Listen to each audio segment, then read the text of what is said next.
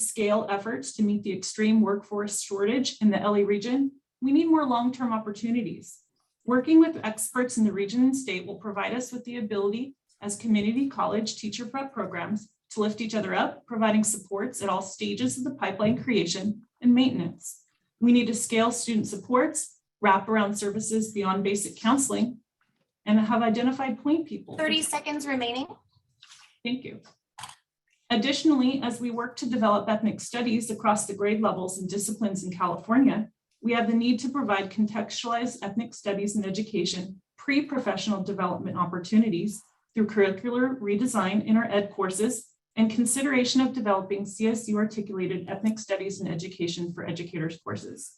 Aspiring educators in our teacher administrator workforce will benefit greatly from community college teacher preparation programs. Thank you. Thank you. Time. Our next speaker is Steve Batista. You have control of your mic and can address the board.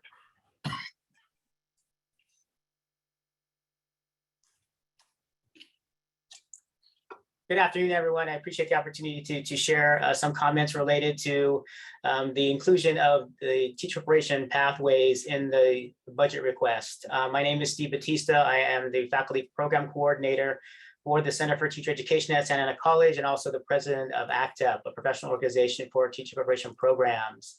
One thing I would like to share that the urgent need for this funding, we appreciate it's in the budget as a multi-year strategy, but we really would like it to be considered for this year for a couple of reasons.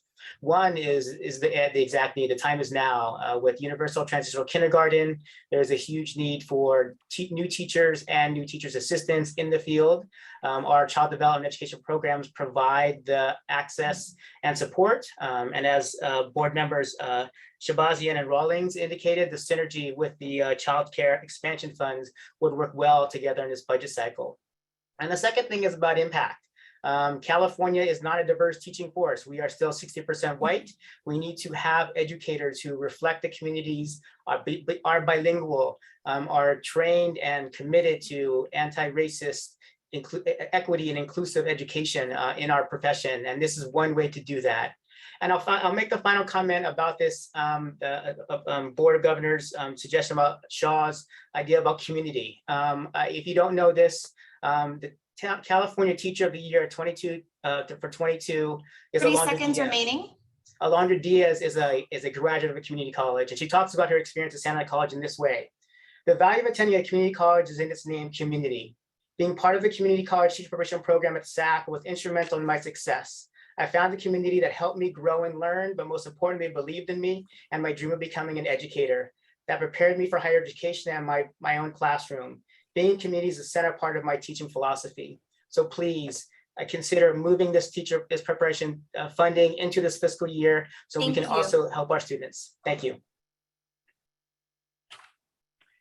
Our next speaker is Lanny Davis. You have control of your mic and can address the board. Can you hear me, everyone? Yes. Yes. Very briefly, I'm an attorney. I practice law in Washington, D.C. I represent Pinner Construction Company, which has been working for the Los Angeles Community College District for a long time. And the Performing Arts Center is the source of the controversy.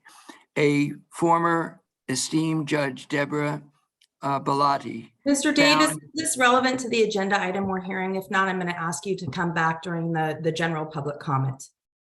I'm sorry, this is the second time I've made the mistake of introducing myself at the wrong time. So yes, I'll we wait. have a general public comment towards the end of our agenda. So if this is not relevant to the item we're hearing, I would politely request that you call us back at that time, Mr. Davis. I apologize for the second time, and I sure will. Thank you. Thank you so much. Our next speaker is Kathleen White. You have control of your mic and can address the board. Good afternoon, Board of Governors. Thank you for hearing us. I'm here in support of the teacher preparation, supporting California's diverse teacher workforce item on the budget. I too am requesting that this multi-year budget be moved to this year. We are in a crisis, a workforce crisis. I represent the San Francisco Bay region and am funded through strong workforce dollars as a regional joint venture to create additional pipelines, pathways, and apprenticeships in this sector. We currently have what we predict to be 10,000 new jobs coming online, partly due to CDE funding, partly due to a mental health crisis for our students in classrooms, and partly due to retirement and attrition in the teacher and child development, child care workforce. We have to address this now. Our students fill many of these essential roles in both early childhood and after school workplaces, and they begin their trajectory to become credentialed teachers at our colleges.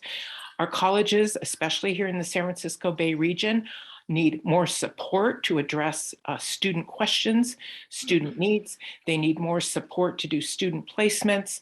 And if we're going to address this significant workforce shortage that really is at the heart of what we do, teaching and learning is at the heart of what we as a college 30 seconds remaining.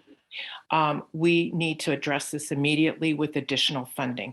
Thank you so much for considering this item. And thank you so much for having it appear in the multi-year budget. That is all the hands raised we have. Great. With that, board members, I will entertain a motion in a second. Question? Vice President Costa, we have one more board member comment. Thank you.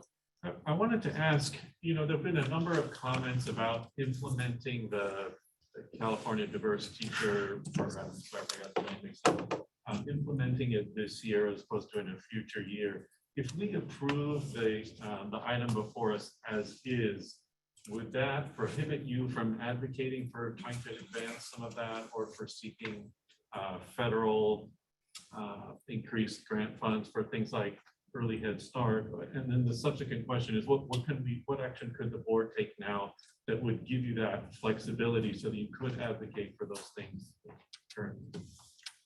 It would not. So in response to your first question, it would not prohibit us from doing so. I think Dr. Navarrete can provide a little bit more sort of context in response to some of the public comments we've heard, but my understanding, and I would defer to Vice President Costa, is that there are probably ways that the board could include in your motion a directive to attempt to pursue this as much as feasible this year. But I'll let Dr. Navarrete chime in. Thank you for the question, Board Member Shabazian. One of the values of adding elements that we want to work on as part of a multi-year request is that it gives us an opportunity to start working on them now, to fine-tune proposals that we may have gotten. One of the key areas that we really wanted to improve from the proposal is that we weren't seeing research around the proposed strategy. We saw the problem, but the proposed strategy needed some fine tuning.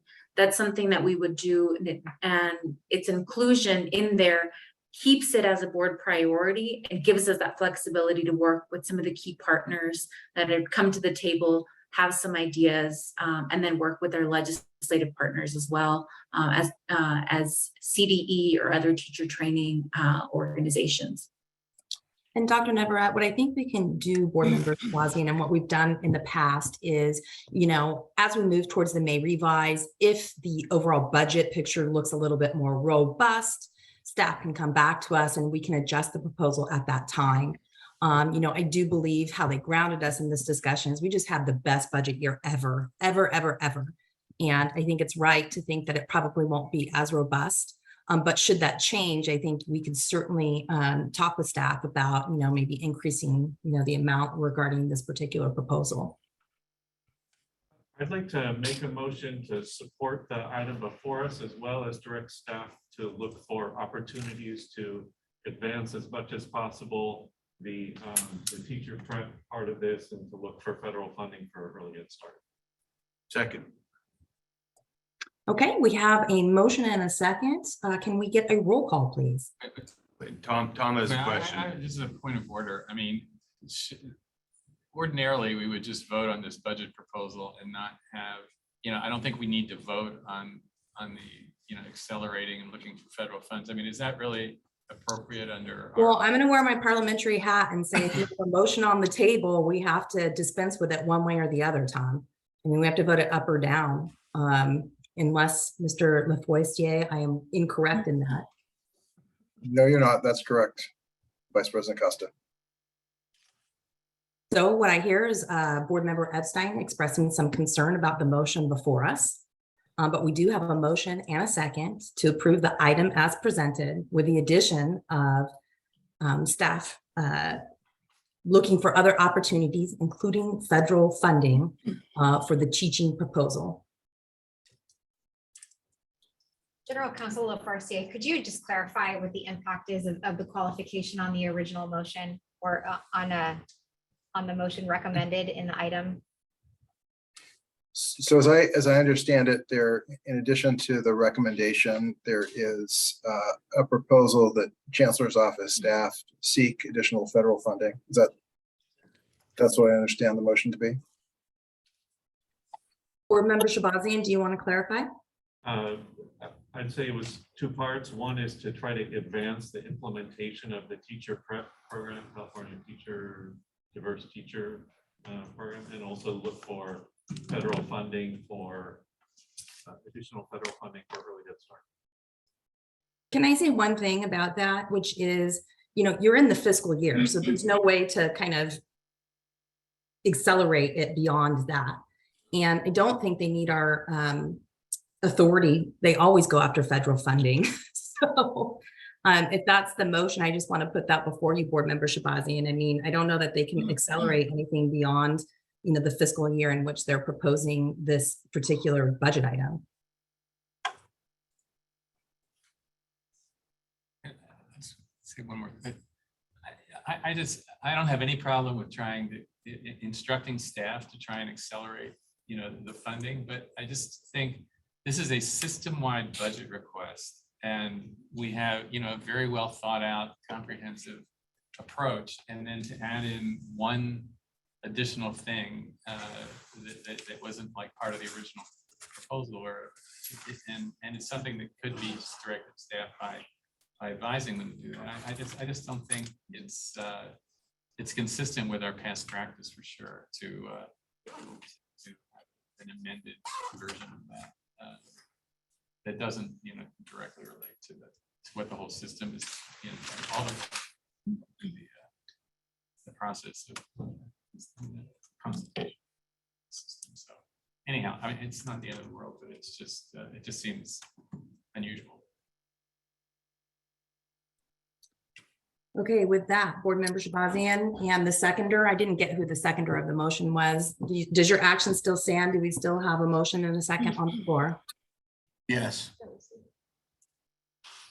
Member Anderson seconded the motion. Vice President Costa. Great. Okay, with that, and based on the board comment, I would ask for a roll call, please. Hildegard Aguinaldo. Aye. Darius Anderson. Aye. Amy Costa. No. Joshua Elizondo. Abstain. Tom Epstein. No. Felicia Escobar Carrillo. Aye. Jolina Grande. Aye. Kevin Hall. No. Lieutenant Governor Eleni Kounalakis. Abstain. Jennifer Perry. Abstain. Bill Rawlings. Aye. Roy Shabazian. Yes. Valerie Shaw. No. Vice President Costa, this motion does not carry. I'm going to say I'm really missing Pam today, everyone. Trial by fire. But thank God I was in student government. Anyway, okay, so that motion has failed. I am happy to entertain another motion by my colleagues. I'll move the original motion. We have Rawlings. Do I have a second? I'll second. This is Member Grande. I've got Grande as a second. All right. Can we get another roll call, please? Hildegard Aguinaldo. Aye. Darius Anderson. Aye. Amy Costa. Aye. Joshua Elizondo. Aye. Tom Epstein. Aye. Felicia Escobar Carrillo.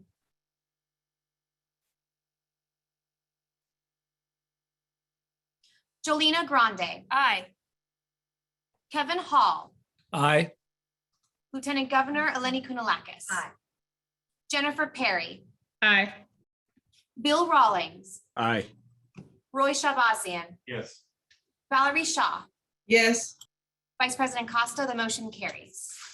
Thank you so much. So we are also woefully behind, colleagues, in our agenda. And so I want to highlight the next item, which is being presented by Vice Chancellor Finch. We have heard before about lease property standing order revision. And I want to highlight for the public that if we can't kind of get back on schedule, we may move the participatory governance handbook and statewide engagement item 6.5 to November.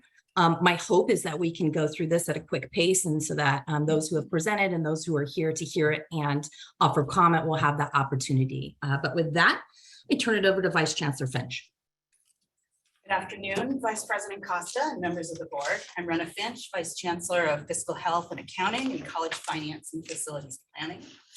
Item 4.3 is a second reading requesting approval of changes to the standing orders related to the sale, lease, use, gift, and exchange of community college district real property.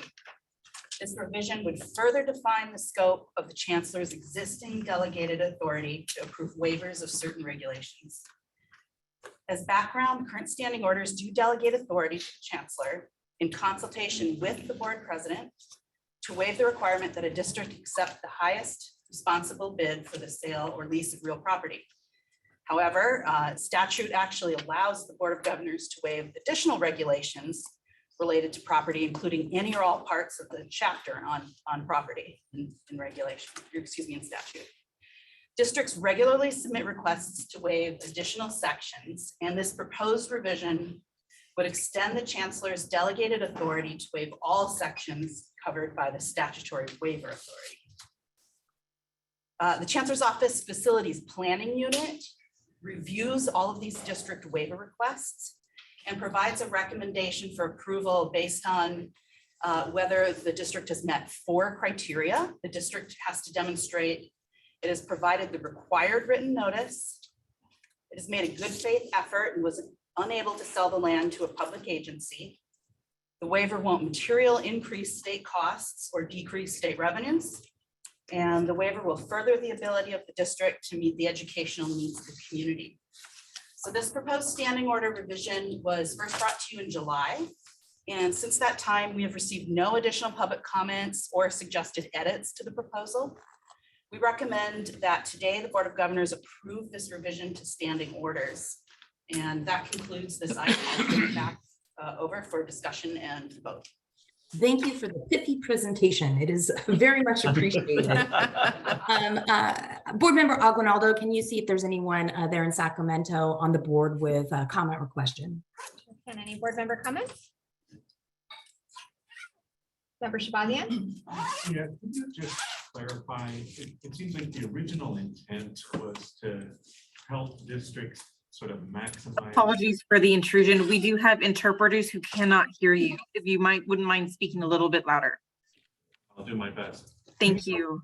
Can you help me with the understanding the original intent of this? I assume it was something along the lines of trying to make sure that districts maximize the revenue that they receive from property.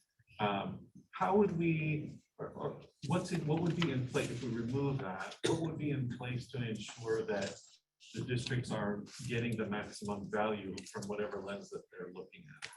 Well, this revision to the standing order, it doesn't change what's in statute already, which does allow districts to request a waiver for any of those pieces that are in that chapter on property.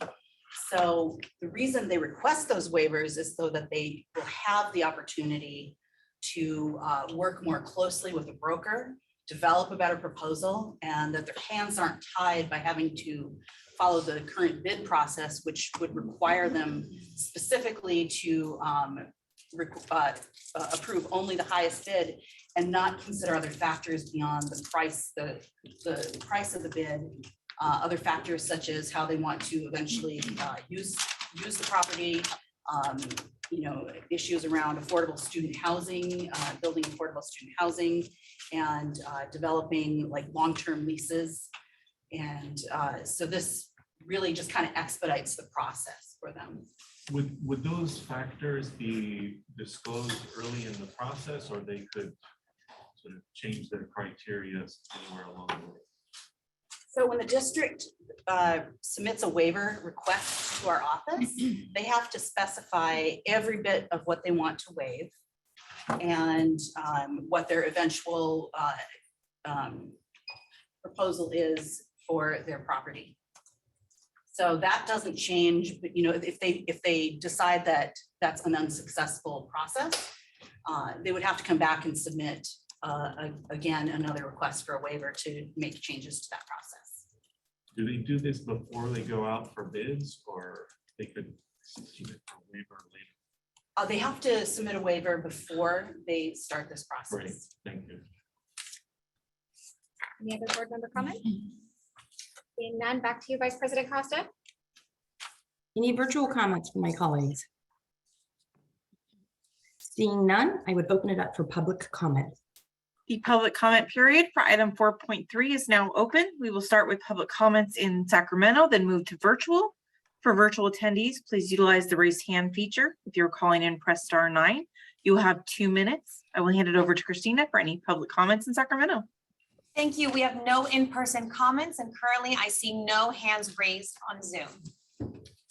Great, thank you. I will entertain a motion in a second. Board members? I'll move to approve. Rawlings. Second. Who was the second? I heard it in room in Sacramento. Shabazian. All right, let's go to the roll call, please. Hildegard Aguinaldo. Aye. Sirius Anderson. Aye. Amy Costa. Aye. Joshua Elizondo. Tom Epstein. Felicia Escobar Carrillo. Aye. Jolina Grande. Aye. Kevin Hall. Aye. Lieutenant Governor Eleni Kounalakis. Aye. Jennifer Perry. Aye. Bill Rawlings. Aye. Roy Shabasian. Yes. Valerie Shaw.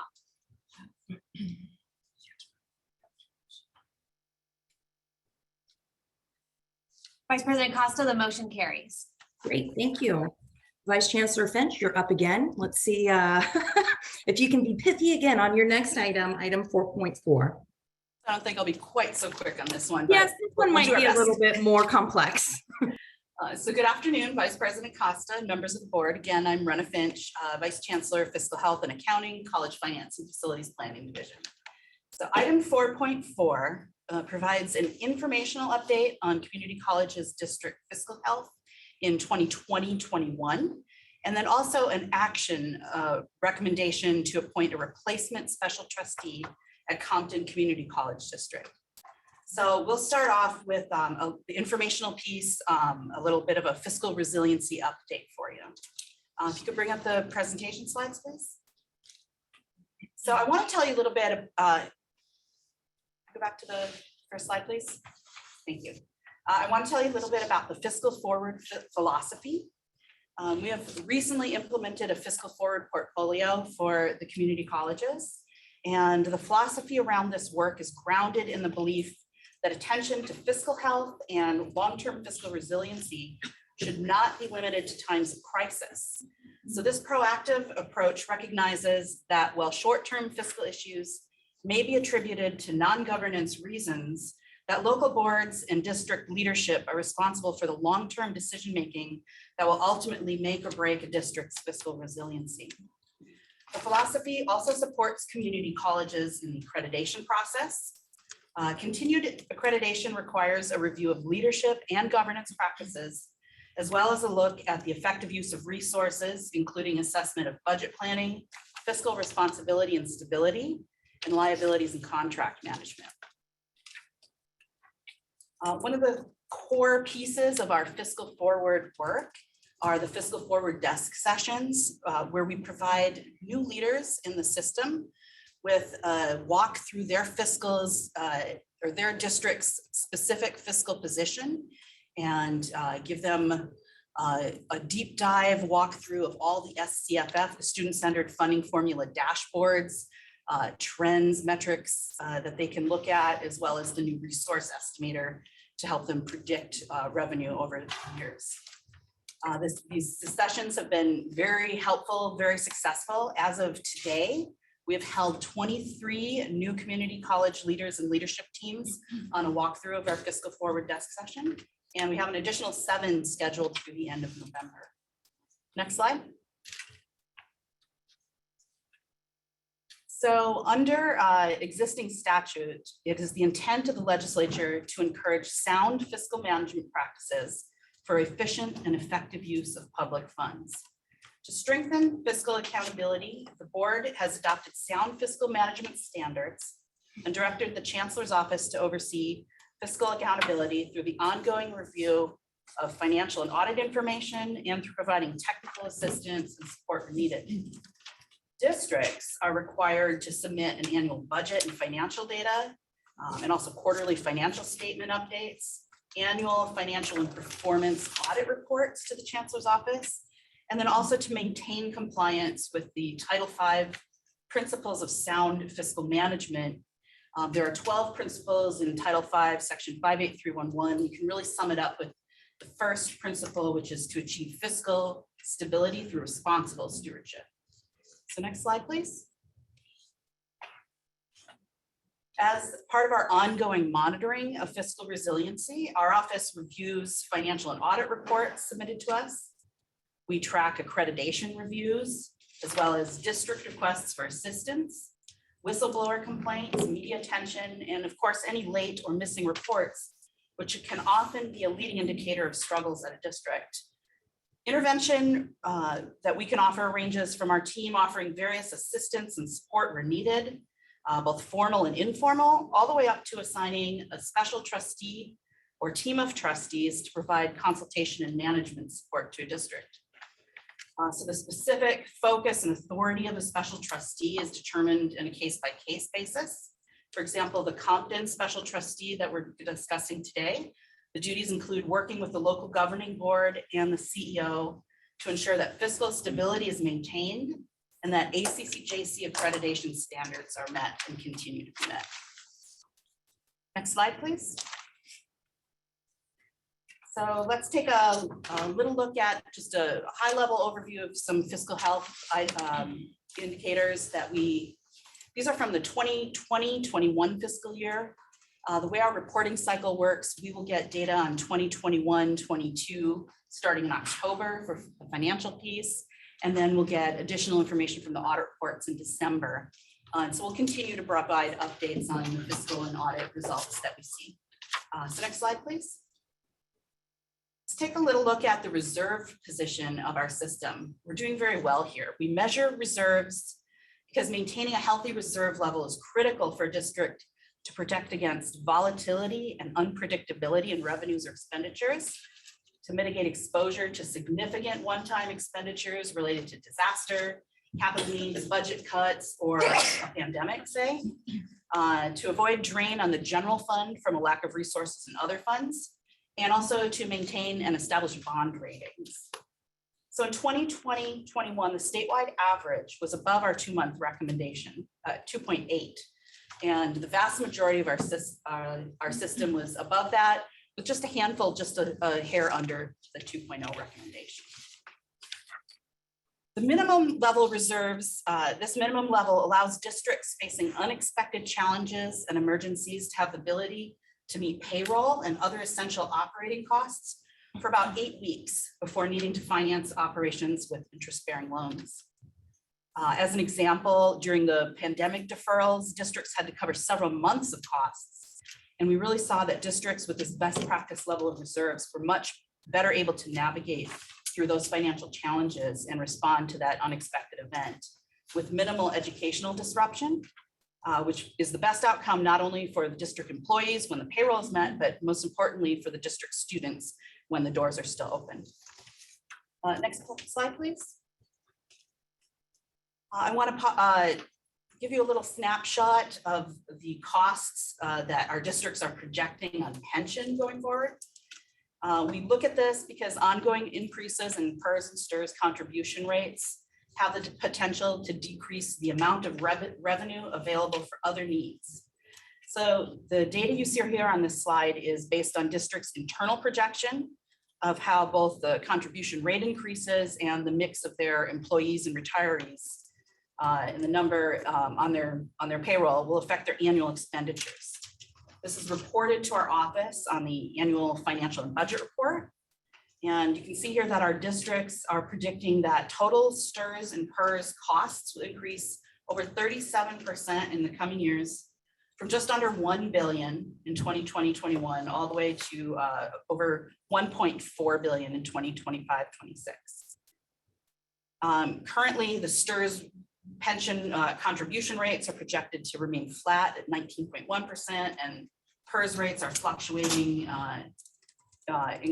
looking at increasing in 2023 of about 25% and decreasing to 22.6 by 26-27. So next slide, please. I want to also provide you a snapshot of OPEB. Excuse me, as a reminder, OPEB is the other post-employment benefits, which generally consists of health insurance and some other benefits that have been guaranteed to a district's retirees. So our office monitors the percent funded liability for OPEB as reported in the district audit reports and determined by actuarial valuation, because this demonstrates how prepared a district is to keep those promises to its retirees. A best practice is to establish an irrevocable trust with the goal of fully funding the OPEB liability. And in 2021, the system-wide average funded OPEB liability was 44%, ranging from a few districts using kind of a pay-as-you-go strategy, or perhaps they don't even offer OPEB, to several districts that were fully funded using an irrevocable trust. So next slide, please. So that actually includes the informational portion of the fiscal resiliency update. I'll remind you that we will continue to share fiscal and audit result information in future updates to the board.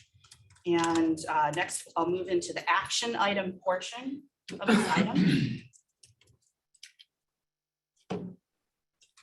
The appointment of a replacement special trustee at Compton Community College District.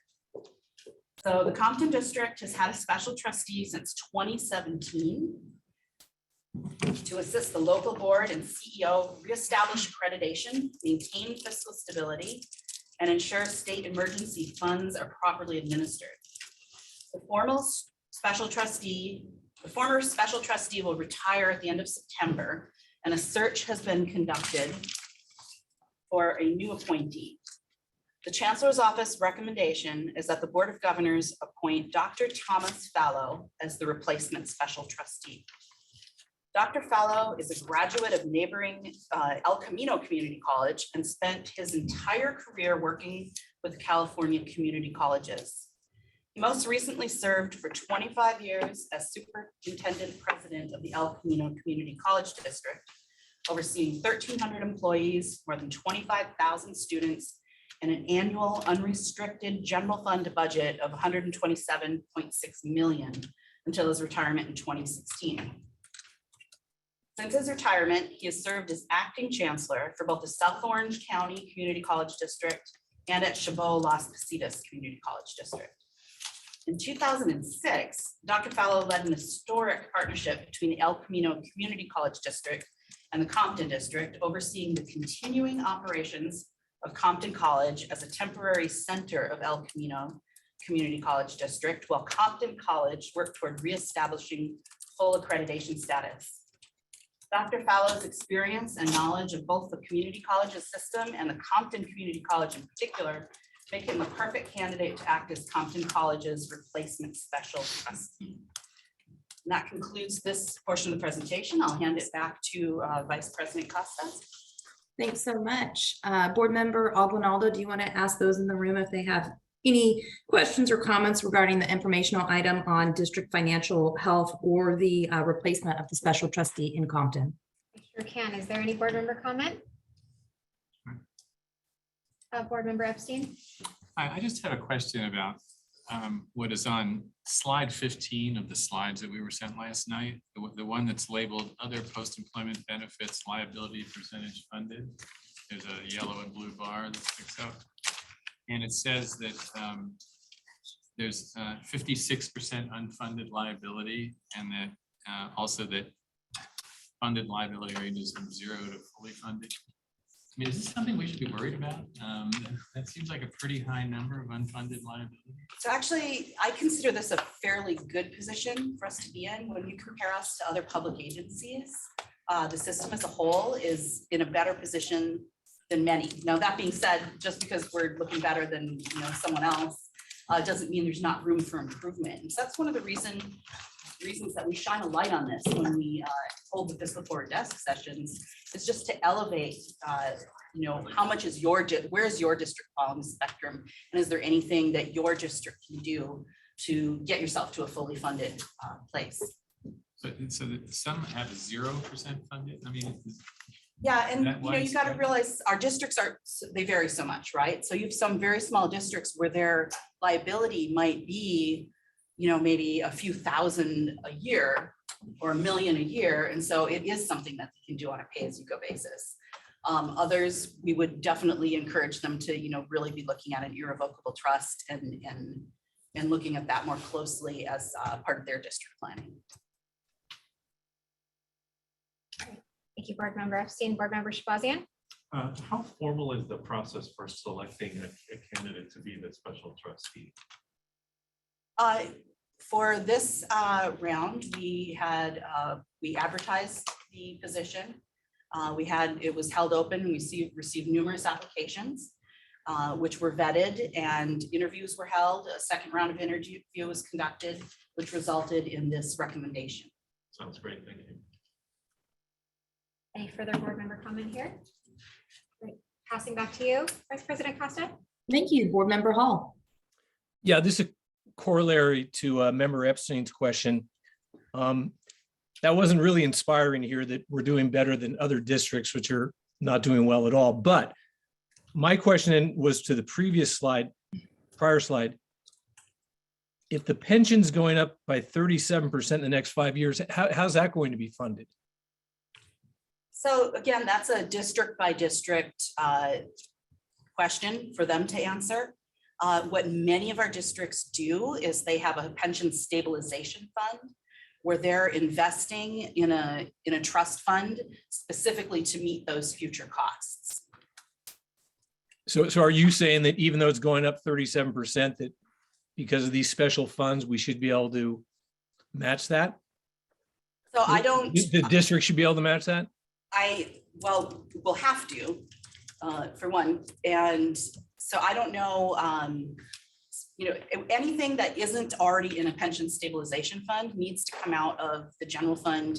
It needs to come out of their operating expenditures in that year. So that's something every district has to plan for as they're making decisions, as far as early retirement offerings, hiring and, hiring decisions. They really have to keep in mind what that full liability for the pension cost is going to mean for them. And that's part of every district's planning and budgeting cycle, is to be looking at that and making sure that they're prepared for it.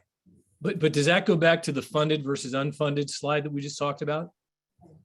No, they're two separate issues. They're very related. But the pension costs itself is a pension plan is really not funding that health insurance. That the OPEB is just the health insurance piece. You can think of it. Okay, yeah, we better keep an eye on that. Thank you. Well, and I would note in the previous item that we passed on the budget, there is a request for funding to help districts with their pension. So hopefully if we get that, we've done that in the past to assist. With that, I'll go to Board Member Escobar Carrillo. Thank you. Can I ask the question of the timeline for the service as the special trustee?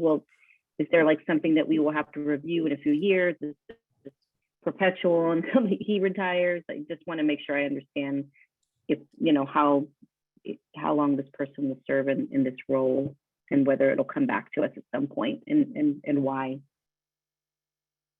So we generally establish a multi-year contract. I don't have the end date that we're looking at available to me right now. I don't know if I can phone a friend to, if Dr. Neverett's on the call, if she has that information, or otherwise I can get back to you on the proposed end date for this particular contract. Okay, well, I'd like to know if we're gonna have to vote on this. I just want to make sure we understand what we're signing up for. Are we gonna be asked to review a contract later, or is this kind of like the final kind of I think, decision on this? Dr. Navarrette's on the line too, if she wants to Yeah. answer. That'd be great. I can jump in on that. So this is actually the special trustee comes from a designated fund that the college covers, if I understood the question correctly. So it's actually a Compton Community College District contract. So it's not, the Board of Governors just essentially approves their continued appointment and the individual that is recommended. And then the college takes it from there. They'll complete a contract with with Dr. Fallow. Okay. So I'm interested in the money, but I'm also just interested in the oversight, like just better understanding, do we think this is a 3-year, a 10-year, a 5-year type contract? That's what I was trying to understand in the question. Sorry for not being. Oh yeah, thank you. I can clarify that piece. So the current posting was for through 2026. That is the date that the college is set to fully transition from their current status of, Okay. and so it's a set date. Okay, thank you. Any other board member comment or questions? With that, let's go. Amy, I had one more question about the on the agenda, which I just lost. And this goes to the person who's testifying. There's fiscal review or fiscal health risk analysis for Compton and Napa, and then fiscal review for some other colleges. Without going into great detail, I mean, how close are these districts to issues facing some of the other districts in the state, like San Francisco and the Peralta district? So you're referring to a couple of our ongoing FICMAT reviews? Yeah, exactly, right. Yes, and these are, the reviews happen for a number of different reasons. Sometimes they're just a request by the district. You specifically asked about Napa. That review was published, and FICMAT found that they were not at high risk. They were kind of a low moderate risk for their, with that fiscal health risk assessment. It's just a series of questions similar in a way to an ACCJC review of standards. FICMAT has a fiscal health risk analysis where they have a number of questions. They come in and ask, what are you doing in several of these areas? They review some areas and then kind of come up with a score to evaluate if you are at risk for fiscal insolvency. And Napa requested that. They've had some turnover there, but they're also fully community supported. So it was really kind of a proactive review that they requested to take a look at their finances. For Compton, that one was inspired specifically around taking a look at how are they doing in their accreditation transition process. And again, the results were fairly positive. They still have some areas that they can work on, but they had good results. So we were very pleased with the results of those reviews. Okay, thank you very much. Okay, with that, we'll move to public comment on this item. The public comment period for item 4.4 is now open. We will start with public remarks in Sacramento, then move on to virtual comments. For virtual attendees, please utilize the raise hand feature. If you are calling in, press *9. You will be given 2 minutes. I will hand it over to Christina for any public comments in Sacramento. Thank you. I'd like to call Paul Bolanegra. Yes, I have a public comment in regards to the Vice Chancellor recommendation in regards to and I don't know what the process was. Are you recommending Vice Chancellor? The person that you mentioned, is that final, or did that go through a selection process? that went through a selection process. Okay, I have a question in regard to transparency and accountability in that case. I think the board ought to review all the other candidates, because we have an issue with El Camino College right now. And my concern is how close or tied to the current superintendent. And I don't want to go into specifics here, which is something I'm gonna bring up later on at public discussion. So I would recommend that the Board of Governors just hold back on it. Good questions have been asked. And there's no quick reason for why people need to be appointed, especially for that vacancy, without you folks really considering, because one of the things that I picked up from going to the website and reading about each of you folks, you're great people. And I can see that you care about transparency and accountability. And I'm not sure that you're gonna have that with this type of board member without your review. Thank you. We have no further in-person public comment. And we have no hands raised virtually. Thank you. With that, colleagues, if anybody wants to make a motion on the item, we can entertain that at this point.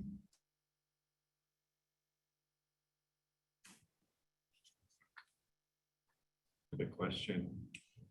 Vice President Costa, Board Member Shabazian has a question. Sure. Could I ask Vice Chancellor Finch, you might have said this already, but in the process of choosing or going through the whole process of selection, who's involved in that decision? So those applications were reviewed by the College Finance and Facilities Planning Division, and Executive Vice Chancellor Dr. Navarrete and Interim Chancellor Dr. Gonzalez made final, no, not Dr. No, that final review was done by Chancellor Oakley. It was a decision made and consulted with President Haynes at the time. Okay. I think it might be helpful for our discussion here, Vice Chancellor Finch, to talk about the duties of a special trustee, because there is kind of a range of powers that are given in these circumstances. So it might be helpful to talk about, the powers of this particular trustee.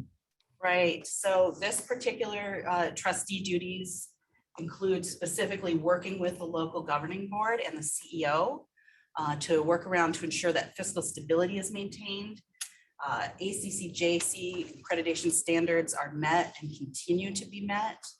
And then also that the emergency apportionment, Compton has a revolving loan that they're working on paying back to make sure that that is paid back appropriately, that the money for the accreditation transition that they were granted is used appropriately, and that accreditation transition is successful. And then the special trustee, the most recent special trustee also was able to work with the board very closely on consulting with their decision-making at the board level. Board Member Epstein has a question. Yeah, I'm sorry. It just dawned on me that we don't have the name of the person we're appointing here in the materials. Is that? The final interviews occurred just last week. It's Dr. Thomas Fallow. And do we have any background information on? Well, I read his bio during the item. I can read that again. I'm sorry. I think I was a little late. Okay. I was a little late to the beginning. I'm sorry. Never mind.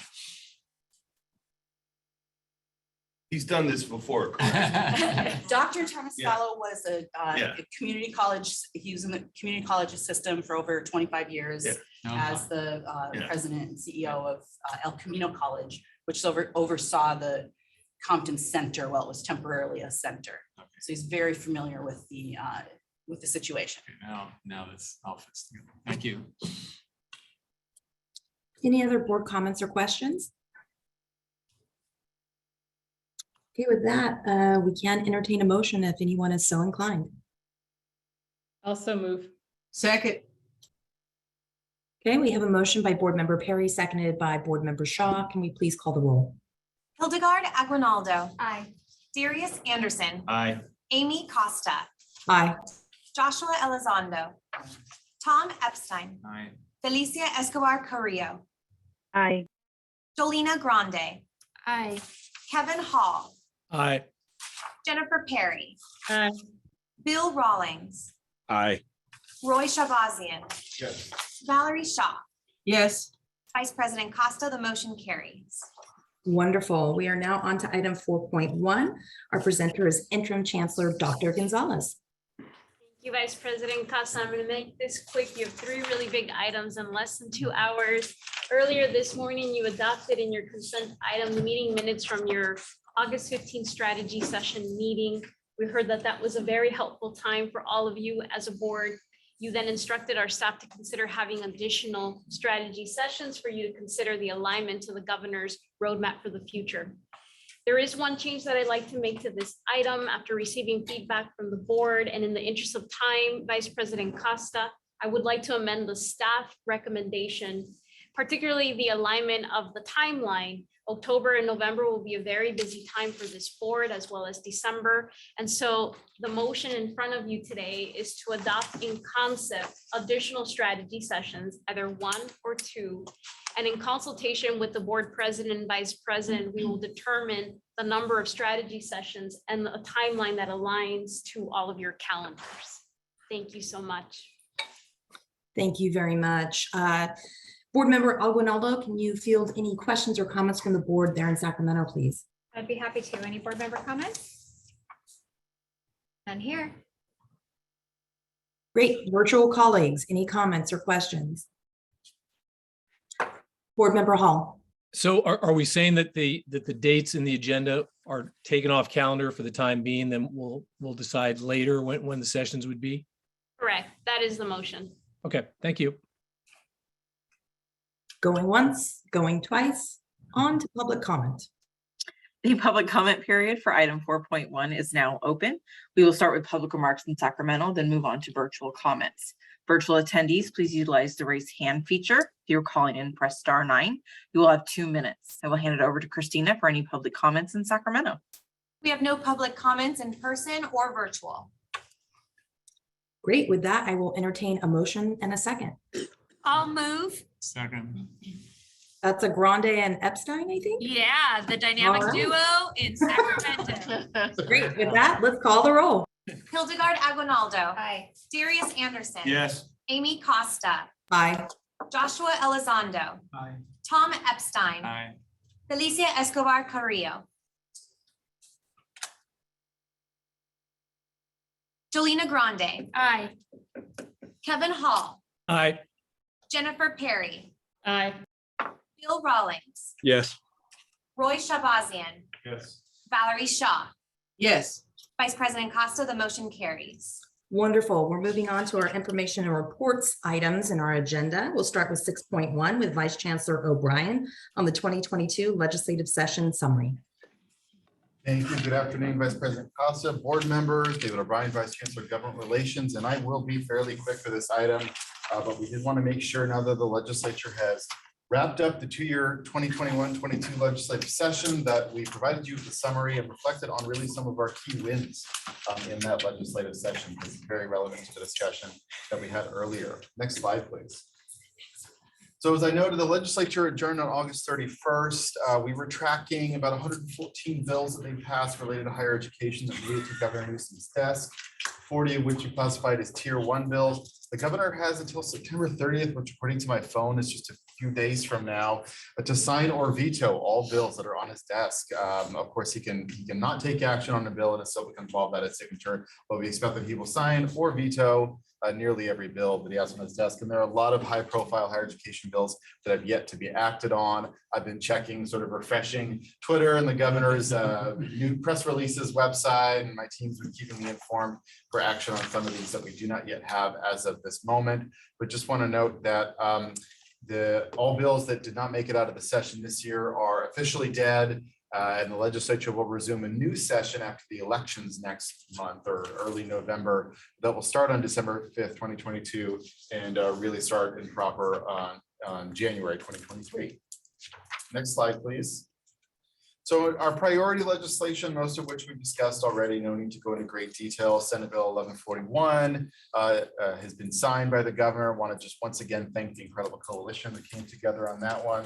And as you look at these bills, so Senate Bill 1141, Cal Grant Reform, and AB 1705 that we talked about, just want to point out that if you think back to our, and it's understandable that not all of our memories go back that far, but our last year's system budget and legislative requests that this board discussed and approved did include all of these three issues as priorities: addressing inequities in our students accessing AB 540 eligibility, which we partially addressed through Senate Bill 1141. Fighting again, as this board has led for many, many years, for equitable Cal Grant reform, which we finally saw that framework enacted through not through AB 1746, though through budget legislation, and strengthening equitable placement practices, which we championed through our support of AB 1705.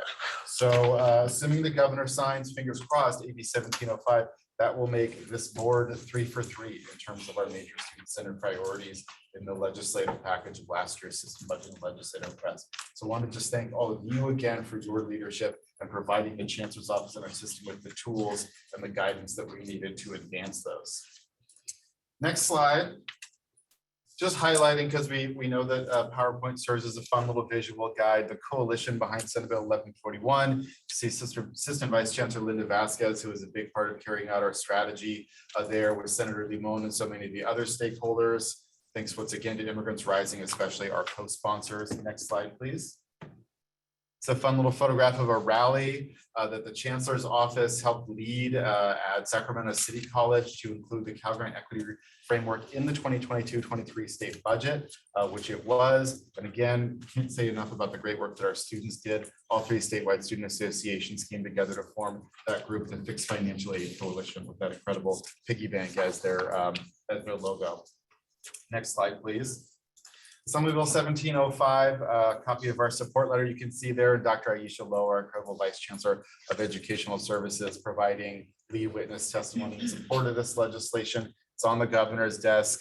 I don't know if Mr. Cheetah is still here, but Ben, let's get that signed if we could, please. We want to be able to share the good news with our system. And thank you all again for your support, board members. All right, next slide. Want to announce to you that as we have for now the 6th year in a row, we are celebrating Undocumented Student Action Week, the 3rd week of October. You may recall that Undocumented Student Action Week was actually initiated by the Board of Governors in 2017 during a very different and yet not all that different political climate. We had a very hostile administration in power in Washington, and we wanted to provide our system and students with the leadership and backing of this board and of the Chancellor's Office to know that we were going to fight for them and provide them the tools that they need to fight for themselves. We are continuing that this year with the theme of Juntos Podemos, Together We Can, and it's all about creating collaborative ecosystems that support our undocumented students. It's really a joint effort between the Chancellor's Office, the Foundation for California Community College, the Community College League of California, and so many other incredible partners. FACT, the Academic Senate, the Student Senate, Campaign for Opportunity Education Trust West. It's an incredible effort that we all pull together and support every year to continue to support our undocumented students because they still need our support. As we've heard, the DACA program is in jeopardy.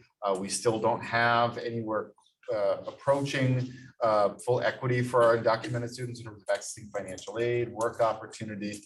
Too many of them live in fear and that continues to inhibit their educational success. And we want them, as Board Member Shaw so astutely noted, to be able to feel a sense of community on their campus. Next slide, please. This is just a preview of our webinar schedule for Undocumented Student Action Week. So as we do every day, we lead a daily webinar around this theme again of Together We Can and collaborative ecosystems, but we also provide tools to our campuses and our colleges in the field so that they can host their own events, right, and continue to elevate the voices of their undocumented students. And we set aside one day strictly just for advocacy and events, and we'll be leading both state and federal advocacy because that's especially critical now. You know, the state of California has taken a lot of steps through legislative and budget investments to support undocumented students and dreamers, and now we really need the federal government to act. Speaking of federal government, I have two very brief federal updates starting on the next slide.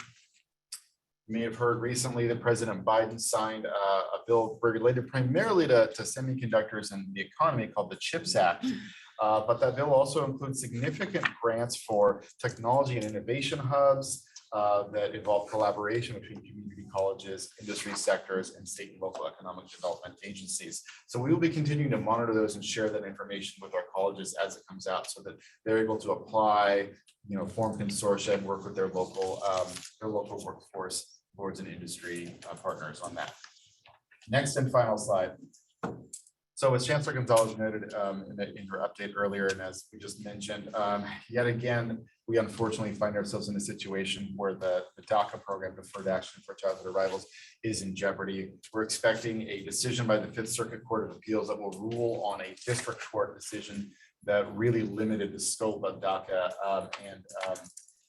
There are many legal experts that expect that Fifth Circuit Court decision, which could come any day now, could effectively end the program by striking it down, finding it unconstitutional. The Department of Homeland Security has issued a final regulation around DACA in an attempt to protect it and provide it with additional legal force in the face of that court decision, but that may not be enough, unfortunately. And so I just want to hopefully close on a positive note, which is that we continue to engage in extensive federal advocacy. I was in Washington, D.C. last week. The chancellors engage in federal conversations, and we do a large Board of Governors trip in collaboration with our league partners and Academic Senate and Student Senate every February. And we will continue to stress the importance of protecting our students through codifying DACA, creating a pathway to citizenship for all undocumented students, and providing equitable access to federal financial aid for the student population. I know that was a quick update. I hope that was responsive to what the board wanted at this time to get us back on track, because there are several more items, but of course, happy to take any questions. Thank you, Vice Chancellor O'Brien, always pithy in your comments. Board Member Aguinaldo, can we, well, actually, I'm gonna reverse things because I know Board Member Perry has to leave. So I'm gonna go with the virtual folks first, and then I'll throw it to Sacramento. Let's start with Board Member Perry, followed by Board Member Escobar Carrillo. Thank you, Vice Chancellor O'Brien, for that very speedy presentation. And I just wanted to offer to buy you a calendar so that you don't have to look at your schedule always on your phone. The state provides us calendars. I just don't have mine on me. Good to know. Good to know that the governor is taking care of all of our needs. I have an agenda item that I have to go, and I will postpone it until our next meeting. Thank you, everyone, for a great meeting, and all of you who have incredibly accelerated your speaking pace. Congrats to you, and see you at the next one. Thank you so much. Board Member Escobar Carrillo. Thank you. Sorry, I was just eating something quickly, but our other board member was faster than I expected. I just wanted to just compliment the team for all the great work that they're doing on the advocacy front. I have in the past been able to participate in some of the undocumented student week of action activities. And I just think it's just a great way to bring our community together of leaders, whether it's faculty members, students, folks within the administration of our community colleges. I just wanted to say thank you for all that work that you do every year, because I do think it really does make a difference. And as someone who's worked on trying to get legislation passed for over 20 years, we just have to keep pushing and be making the point at the federal level that there is definitely a need for reform. So thank you for continuing to lift up those voices and through all the advocacy work. I loved all the pictures of the student involvement in that work, whether it was at the state level or the federal level. It's just really important to have our students engaged, because they really drive home the point. So that's all I wanted to share. Thank you. Thank you. With that, we'll throw it to Sacramento. Board Member Aguinaldo. Any board member comments? All right, I'll say one just quickly. I'd like to tag on to Board Member Perry and Board Member Escobar Carrillo's comments, both logistically and substantively. As much as I enjoy reading 13 pages of bill analysis, I really did find that the dashboard and the photos a nice way to spice things up. So thank you for sharing those things with us. That's all from Sacramento, Vice President. Thank you. I have one quick question for you, Vice Chancellor O'Brien. We have a huge turnover in Sacramento in the coming legislative cycle. What's your plan for kind of reaching out to those new members and telling them about the community colleges? That's a very good question, and it's something that we've already gotten a head start on. We've been working with our communications colleagues on identifying potential incoming legislators who have connections to community colleges, who have colleges with programs or initiatives that we want to prioritize in their district. We are working with the chancellor on some meet and greets for as soon as possible after new members are elected and take their seats, recognizing that many of them like to take a little vacation after several weeks of knocking on doors and making phone calls to strangers in their district, as well as a plan for immediate engagement once the legislature takes office. Because you're absolutely correct. I believe it's the number I'm currently hearing is 34 is the expected roughly new number of legislators, which is more than a quarter. It's more than a quarter, just a little under 1/3 of the legislature due to a combination of redistricting, members terming out, and members leaving for other opportunities. So we definitely have a plan. We're focusing on members that we think will be key, that have a background in higher education or community colleges that we want to build immediate relationships with. But ultimately, our plan is for every member of the legislature to understand, the role the community colleges play. They should all have at least one community college in their district, if not at least multiple centers in their district. And yeah, we'd like for all 120 to understand the importance, the vital role that we play in this state's economy. Great, thank you so much. With that, we'll turn it to public comment. The public comment period for item 6.1 is now open. We will start with public remarks in Sacramento, then move on to virtual comments. For virtual attendees, please utilize the raise hand feature. If you're calling in, press *9. You will have 2 minutes. I will hand it over to Christina for any public comments in Sacramento. Thank you. I'd like to call up Wendy Brill-Weinkoop.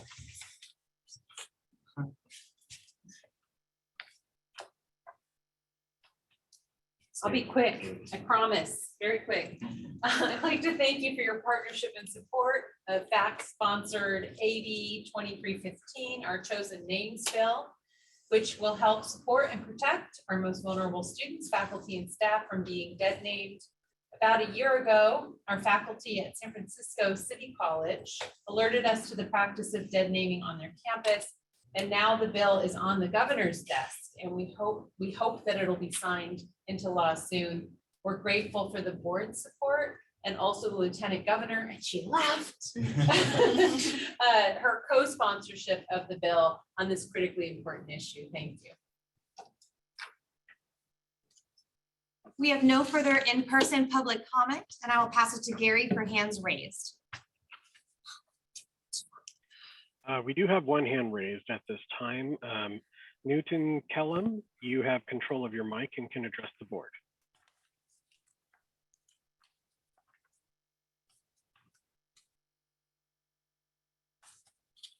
Newton Kellum, you have the floor. You need to unmute yourself. There you go. Hi, can you hear me now? We sure can. Thank you. All right. Hey, thanks for having me this afternoon. My name's Newt Kellum. I'm Pinner Construction's attorney. So this has come up a couple times, Mr. Kellum, and I'm going to tell your party yet again that we have a general public comment portion at the end of our agenda. So if it's not relevant to the agenda item before us, I'm going to ask you to call during the general public comment towards the end of our meeting. I raised my hand at the wrong time. I really apologize. I will. We're trying to go through a quick clip. Hopefully we'll see you here in about an hour, hour and a half. Oh, very good. All right. Thank you. Thank you.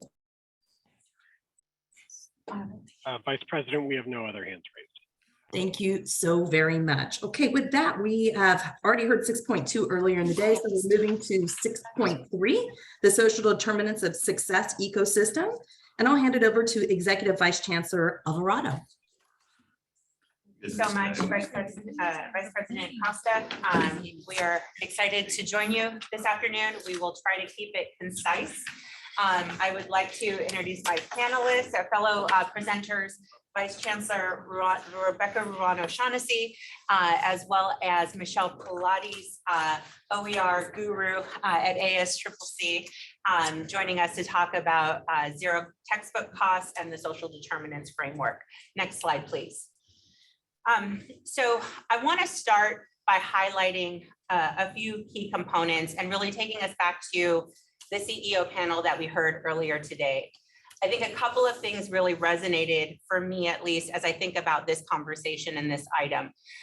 First, there is no silver bullet, that if we're going to solve for student success and equitable student outcomes, we really need to be thoughtful about how we are approaching solutions and structures, how we do that holistically and integrated, and how we do that with intentionality. What we heard from all of the CEOs was the intentionality that they were trying to take with the solutions that they deployed and the reallocation of resources. With that in mind, I really want to appreciate this board's intentionality with the board resolution declaring support for student basic needs that is referenced in the slide that was passed in 2020, September 2020.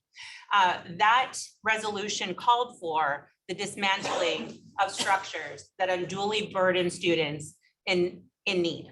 Right? Our most vulnerable students are often faced with significant challenges as they try to access resources within our system, both basic needs and what we'll be talking about today, required instructional materials. And you're going to hear me say that again and again, required instructional materials. These are not optional. They are core to accessing content within the course and are required in order to successfully complete the course and come back to us. Next slide, please. With this mantra in mind of really thinking about how we dismantle inequitable structures that unduly burden students, we want to talk about zero textbook costs and OER and required instructional materials through that lens and through the social determinants lens that we presented during a learning session last year.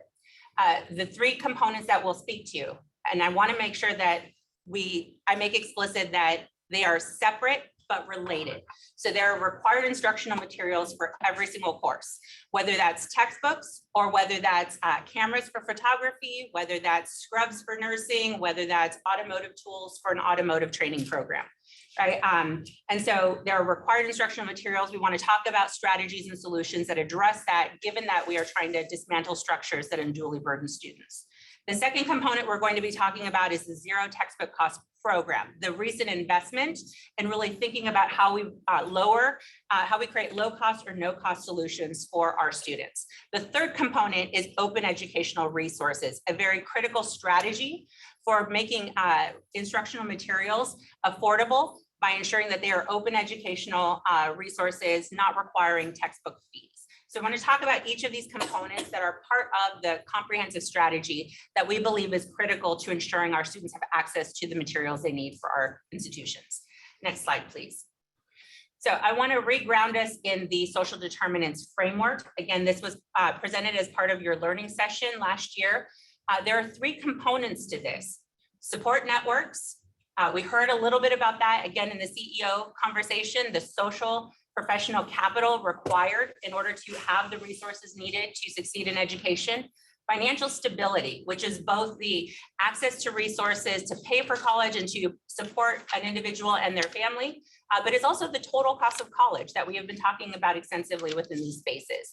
And the third component is that physical and mental well-being, right? That is comprised of how individuals are experiencing the world and what stressors and pressures are being placed on them as they try to navigate our institutions and their educational and career trajectories. These components are critical as we think about solutions. Every student, 100% of our students require access to these three components in order to be successful. Where our students land in access is a continuum. Some have more, some have less of any of these three. Part of what we are trying to do as we navigate these conversations and our solution sets is really be clear about how we are supporting students all along that continuum and how we are thinking about solutions that are comprehensive and sustainable. Next slide, please. I believe this is my last slide.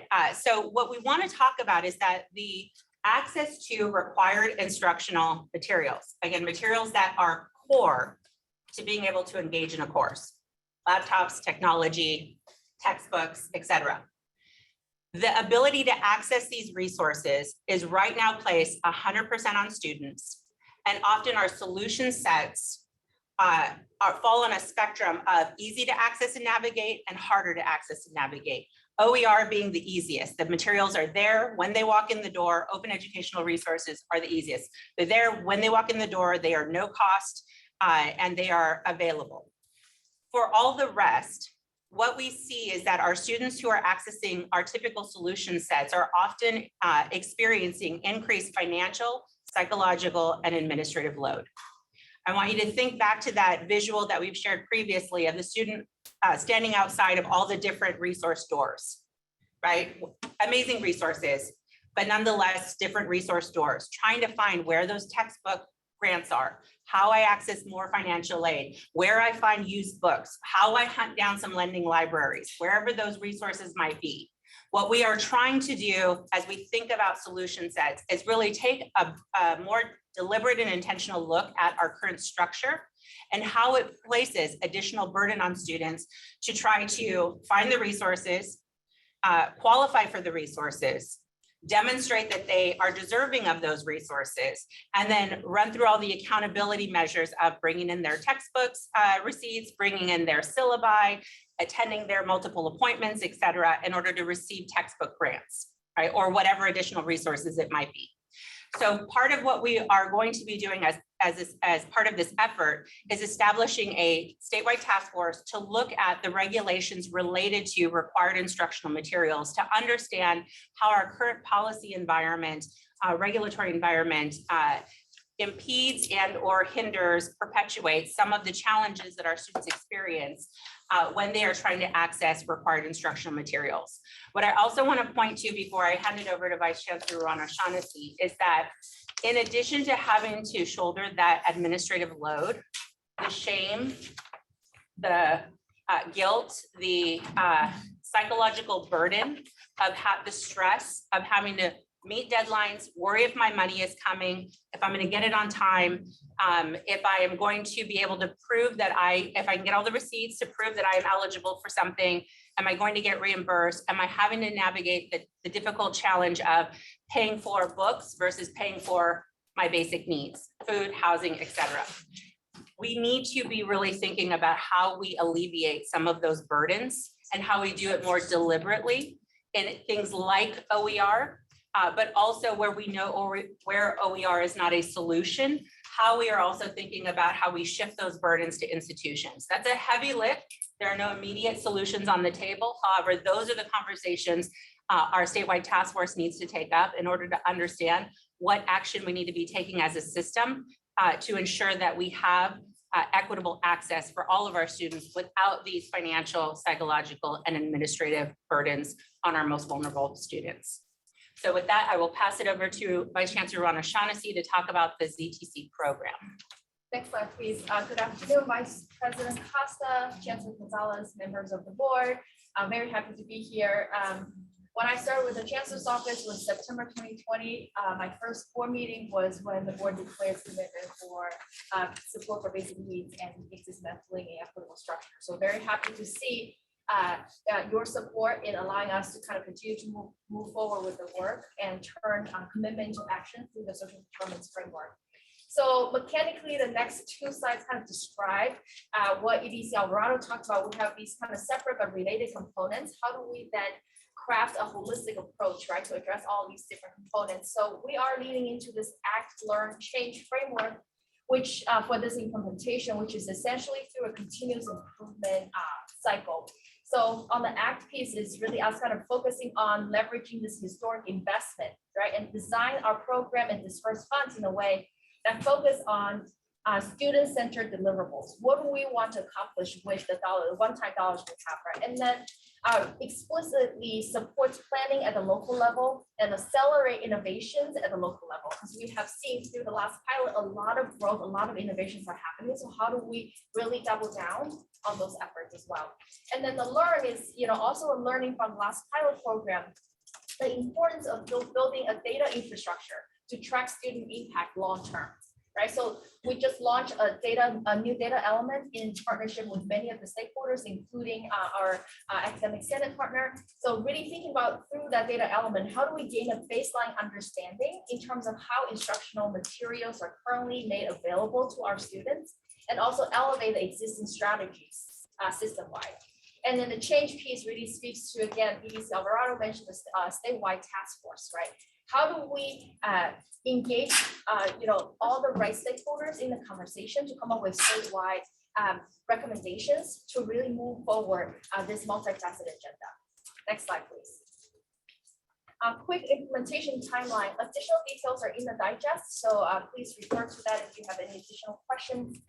But currently, we have 3 phases of grant funding that are in the planning phase, and they're all actually phase 1 has already gone out. All 3 phases will go out this academic year.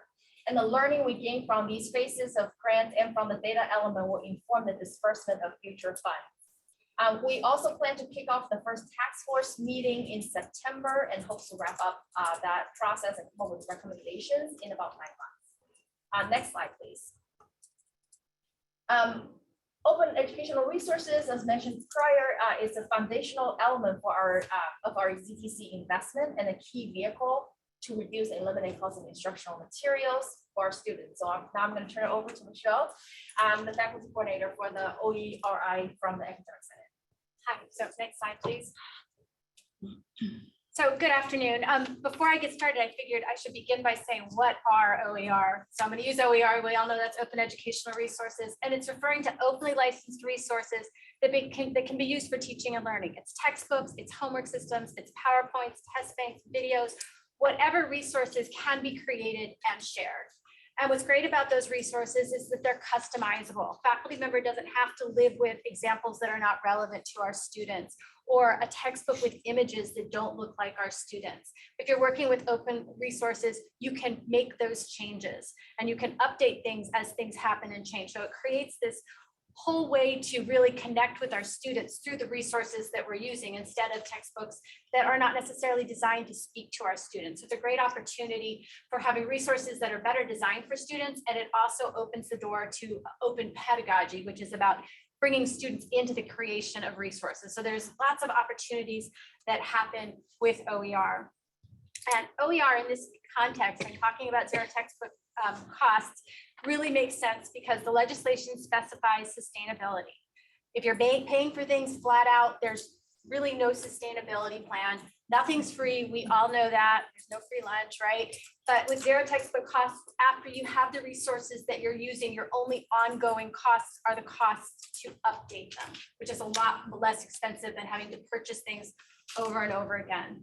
So if we want to use these funds for more than a short-term fix, we need to look at how do we bring costs down where we can bring them to free with costs to update them, and then also look at how we bring other resources to cost down where we cannot use OER, because we're very clear and we recognize that OER is not going to work for everything, but we can find ways to be more effective where we cannot get to OER, but get to OER where we can because it has so many advantages.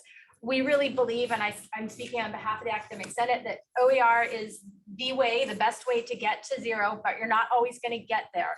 But if we're going to have something that's going to be lasting beyond the $115 million, we have to look at how do we bring all those costs down as low as they can so that there would be something that's a heck of a lot less than $115 million moving forward to sustain it. A really important point that I found myself thinking about when the prior ZTC program happened, it was about $5-6 million, so like a tiny, tiny fraction, and our system wasn't ready for it. Nobody was talking about it. Nobody was thinking about it. Ever since that legislation was signed, I can guarantee you we have had faculty across the state that are thinking about it and actively thinking, what can we do with these funds and how can we really move ZTC forward? So we had a small amount of money and no system preparation. What we've been doing, the OERI has been doing over the past almost 5 years, is preparing our system for this. We are a 5-year initiative that basically was funded to do whatever we can to increase the use of open educational resources, and doing so by increasing awareness, increasing availability, and also increasing the adoption, which adoption, it has 2 components. Are there resources and are they readily adoptable? So we have been working very hard across the system to create a sustainable structure where we have built capacity at each of our colleges to be ready for OER and now to be ready for ZTC. So next slide, please. So how do we begin all of this? We begin by creating connections. Next slide. Most importantly, we needed to have a clear connection with every single college around OER and what is happening at their college and what they need in order to do more. So we created the role of a local OER liaison. We have them at almost every single college.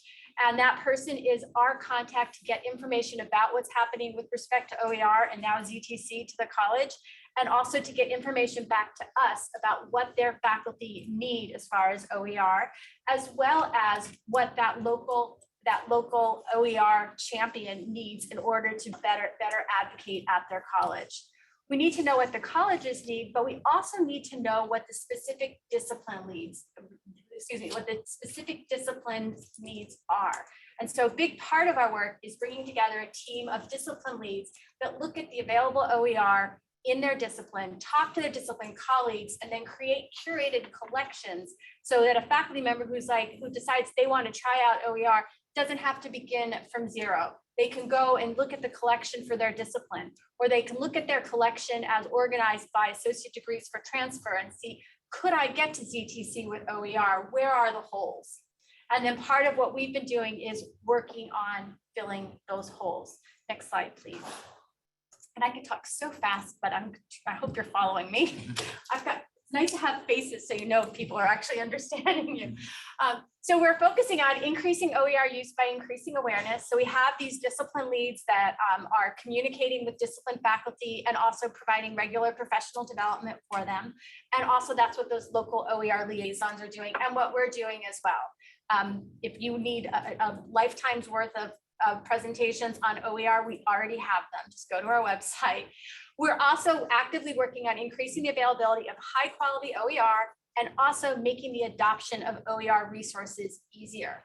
We've engaged in 4 funding periods now, each time envisioning what we're doing so that we're getting what we want in a better way. The first time we were funding individual faculty to do something that they wanted to do. And they're like, wait a minute, we need to take a statewide perspective. We need a faculty member we need a team of faculty to come together from different districts to create resources that are not just for one faculty member or one department or one college or one district, but resources that are designed with a lot of diverse perspectives in mind. So that they're going to then meet the needs of a lot of faculty, not just a few faculty that came together. In our funding process, we also say, what do you want to do? Why do you want to do it?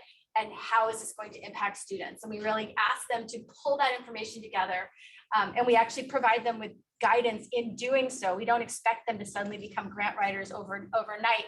We literally hold webinars and say, here's the kind of information you need and here's where you find it. What we have done over the course of these funding cycles, we now have these teams that we are funding, and we realize they need support. You can't just say, here's a bunch of money, go make this happen. We require professional development. We require them to do a course on open licenses. We require them to do a course on accessibility. And then we provide them with a facilitator to help make the work happen so that they're not just on their own. It's been really amazing. We have some faculty that received money in the first cycle and are receiving money in this 4th cycle. And they're blown away by how much it's improved and what we're doing. So we have a landscape that is ready for ZTC and is ready for OER, and we're really excited to be supporting the colleges and making this happen and really focusing on how we get this so that it truly is sustainable. We have the funds for the updating in the future, and that we really take a statewide approach and find those opportunities to bring faculty together across districts, because you often do not have the capacity in one district in order to create the resources that are needed. And our faculty have really been stepping up. As ethnic studies and all the attention on ethnic studies, we currently have 2 teams working on 2 different ethnic studies textbooks that we're really excited about. And so we have just everything working, and it's very much aligned with everything that this board is really interested in. So I thank you for letting me talk about what we're doing. Thank you, Michelle. Next slide, please. If you need more, sorry, there you go. Bug us, check out our website, lots of stuff there. Next slide, please. So this is really the last slide. I want to end our presentation today by revisiting the framework and then ground our work there. So you may recall from the video from the last learning session last year on social determinants There were people who jumped in the water, right, to save children, and there were also people who went upstream and fixed the bridge. An important piece of the social determinants framework is that both and approach, right, to create a continuum of solutions and services. No one solution is a silver bullet, but so that's why we need that comprehensive approach that really serves everybody. So on this visual, on the left, when you think about kind of student experience and burdens related to student kind of programs that we provide, on the left, support services and programs are more structural and open access in nature. So think about the basic needs centers, think about many of the regulation changes address campus culture and learning environment, right? And then so therefore by design, the programs on the left are more standard, are intended to benefit many. And the programs on the right column are intended to focus on certain eligible student populations and often provide effective high-touch interventions to these students, right? So think about our categorical programs and new programs, student housing, for example, right? They all fall there. And grateful for the investment and expansion in this area where we are getting additional resources for our students and also expanding resources so these services can really work for more students. But it's also important to note that by design, though, the structure on the right is designed to serve the few, right? Because their eligibility requirements and other administrative process, they're baked in. And rightfully so, not everyone is gonna get the services on the right because not everyone needs it. So we have to look at really the combination, right, of the left and the right to then serve all of our student populations because they're designed to serve different purposes, but have to serve in concert, right, for all students. But if we believe something is necessary for everyone, so think about instructional material, required instructional materials are necessary for everyone, then we have to really think about, we have to be mindful, right? Think about then, when we're looking at our solution sets, do we have solutions that serve students in need, providing high-touch interventions? And also, what are those experiences, the interactions help us highlight the structural needs that we need to shift, and we need to shift to the left side, right? So this is what we're doing. The prevalent strategies have largely been on the right side, right? For example, many of our categorical programs provide book grants for eligible students, but they're also like burdens, right? And also accountabilities often fall on those categorical programs. So it's sufficient, it's necessary, but insufficient. So how do we think about, if we're thinking about addressing student friction points as a whole, how do we start to shift and think about solutions on the left? So that's really our effort here around our overall ZTC effort system-wide, right? How do we leverage this one-time investment to really serve the development of the programs, the OER programs and others? How do we continue to, in places that are necessary, continue to invest in these high-touch interventions to serve our students, addressing their mental well-being and also addressing their friction points around affordability, right? But at the same time, there are a lot of opportunities for us through the task force and recommendations to really surface needs on the structural side to redesign our existing structures and services. So we're very excited about this new type of engagement, right? Because now it means a lot of the existing structures we currently have will have to shift to meet that kind of overall structural change.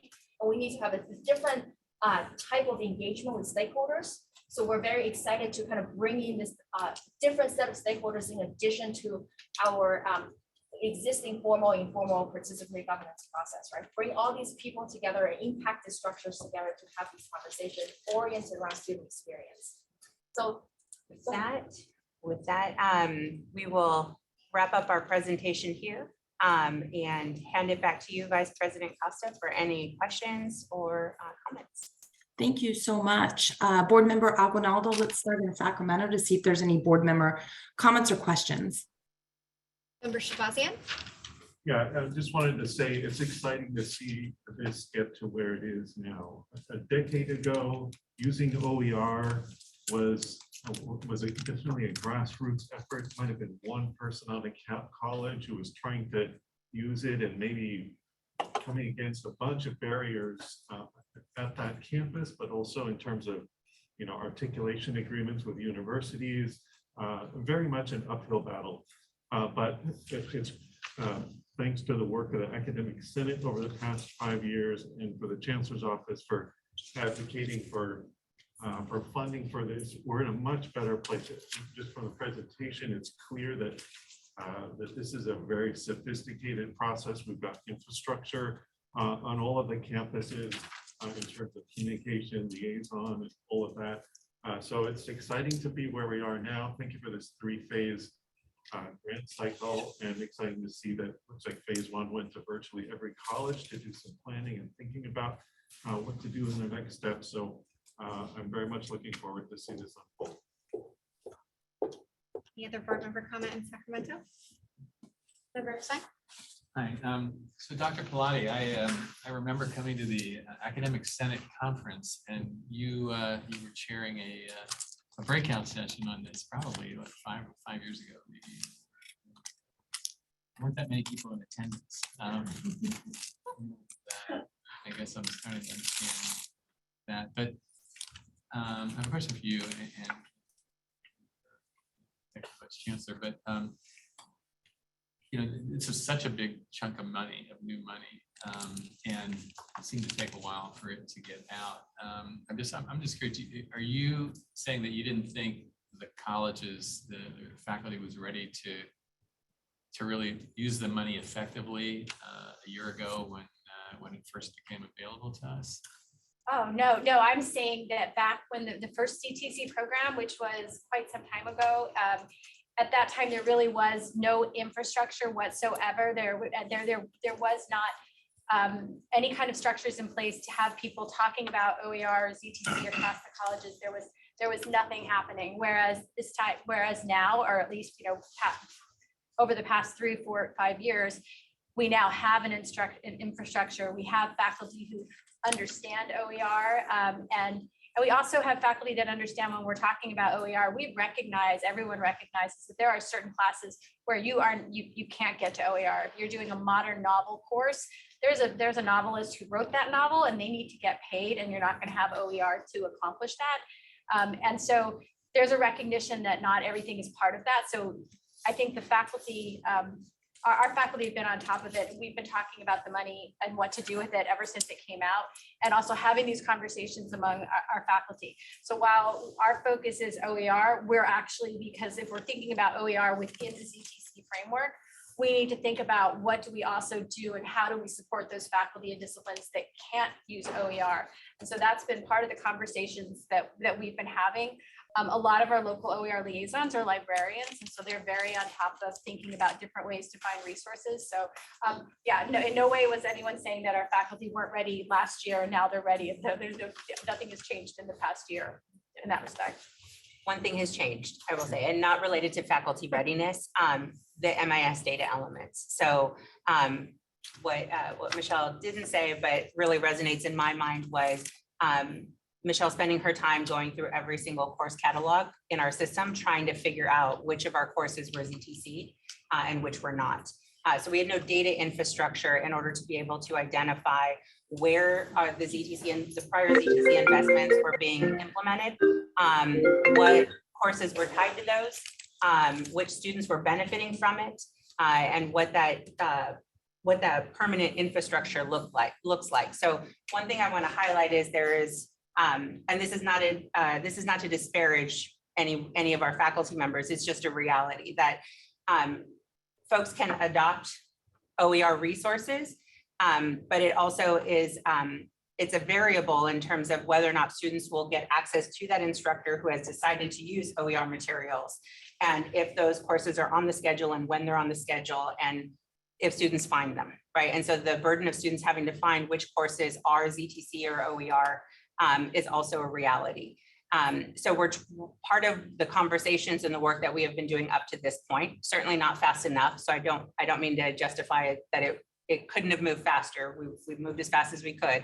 But what I do want to highlight is that we wanted to make sure that the data infrastructure was in place so that as we're rolling out these new funds, we're better able to track where those courses are. Michelle's not having to go look through all the course catalogs. So, but I could. So, so the reality is we had legislation a few years back that mandated that we mark in our schedules every section that was low cost, or excuse me, no cost. And but at that time, whose job is that? It was sort of nebulous. And one of the things that our liaisons wound up doing was advocating locally, and we were working with them and sometimes helping a college find someone who used the same technology to figure out how to get that ZTC logo into their schedule. So you can find it, but we've watched our colleges get better and better at it. And so that's that, at least we have a way to find the data, even though it would be nice to be able to pull the data centrally. So you alluded to the fact that some curricula are much more likely to be able to find ZTC than others. And just taking a big step back, big picture, I mean, what is the hope? Like, what's the optimum solution? What percent of courses could ultimately be ZTC, and how long would that take?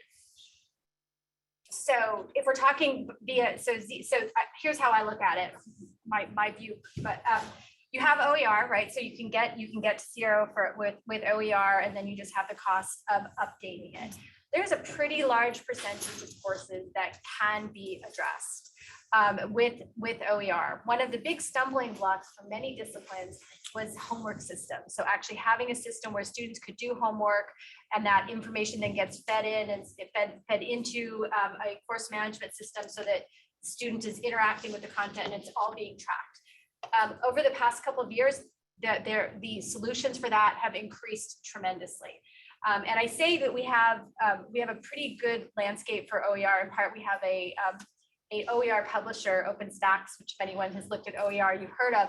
OpenStax targets your big lecture courses and then provides not only the textbook, but those other materials that make the textbook easier to adopt.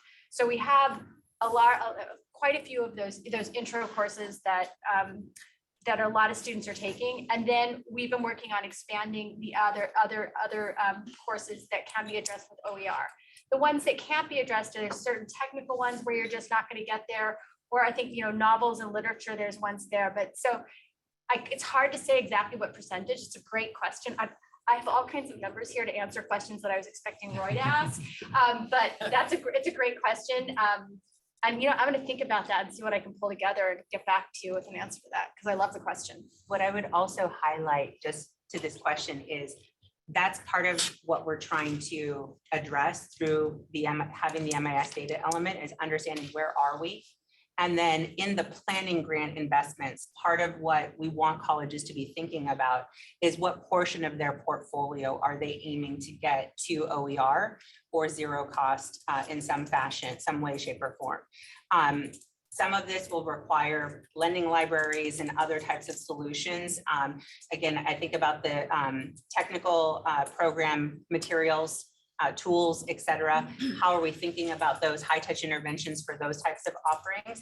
But until we start taking that holistic picture and really engaging campus leadership and understanding how their campus is faring relative to this portfolio of textbook costs, we're going to continue to keep trying to convince people without being able for campuses to understand what sort of progress they've made. Some campuses are much farther along. I think there were roughly 30 plus campuses who were involved in the first pilot. So part of the push here with the significant investment is really making sure that this is a conversation that's happening at all 116, and really trying to get a snapshot of what is that current portfolio for a campus through the data element deployment. Member Anderson, did I see your hand up? Yeah, can I, Ms. I'm trying to comprehend like OpenStax, right? Somebody has to create the content. They're working with somebody in the content. Where does the economic engine come for somebody to put that together? I mean, are we buying a seat license and then we allow everybody to have access to it? Are they getting not-for-profit money to go ahead and build the content? So OpenStax makes a huge investment in their books. They often will purchase a book outright and then update it, often bringing in lots of different authors in order to really to have that greater appeal. And they actually charge a nominal fee for access to homework systems, and that's part of their ongoing mechanism for sustainability. So they do have things that have a cost, not a huge cost. But generally the textbook itself is free, although they also make print copies available. And so they've got a little bit of, not a big revenue stream, but a little bit of a revenue stream by way of making those print copies available. They will put them on the shelf in your bookstore the same way another book would be. And so there's a little bit of a cost that they take in there. But they make that initial investment in the textbook, and then they develop sustainability mechanisms outside of that. It's out of a university, so as a starting point as well. So then the revenue comes from the homework system. That is generally what they're doing, yes. And in our situation, would the student have to pay for that homework system? So there are openly licensed homework systems, so we're not looking at that. So with OER, everything truly is OER. The only costs that you have ultimately after the initial investment are the updates that need to happen in the future. So there are free homework systems that so you can go off and pay OpenStax, and in fact one of the systems that OpenStax works with is one that we have access to for free and give access to our faculty, to our students for free. If I can just jump in real quickly here, because I think member Anderson, if I'm understanding some of what's underneath your question, part of why we want to look at our policies and regulations is to understand what cost we're shifting to the students versus what cost we should be absorbing either as a state or as respective institutions. I won't project what the task force, what conversations the task force will have, but I think those are core components because I think during consultation council, some of our consultation members said it best.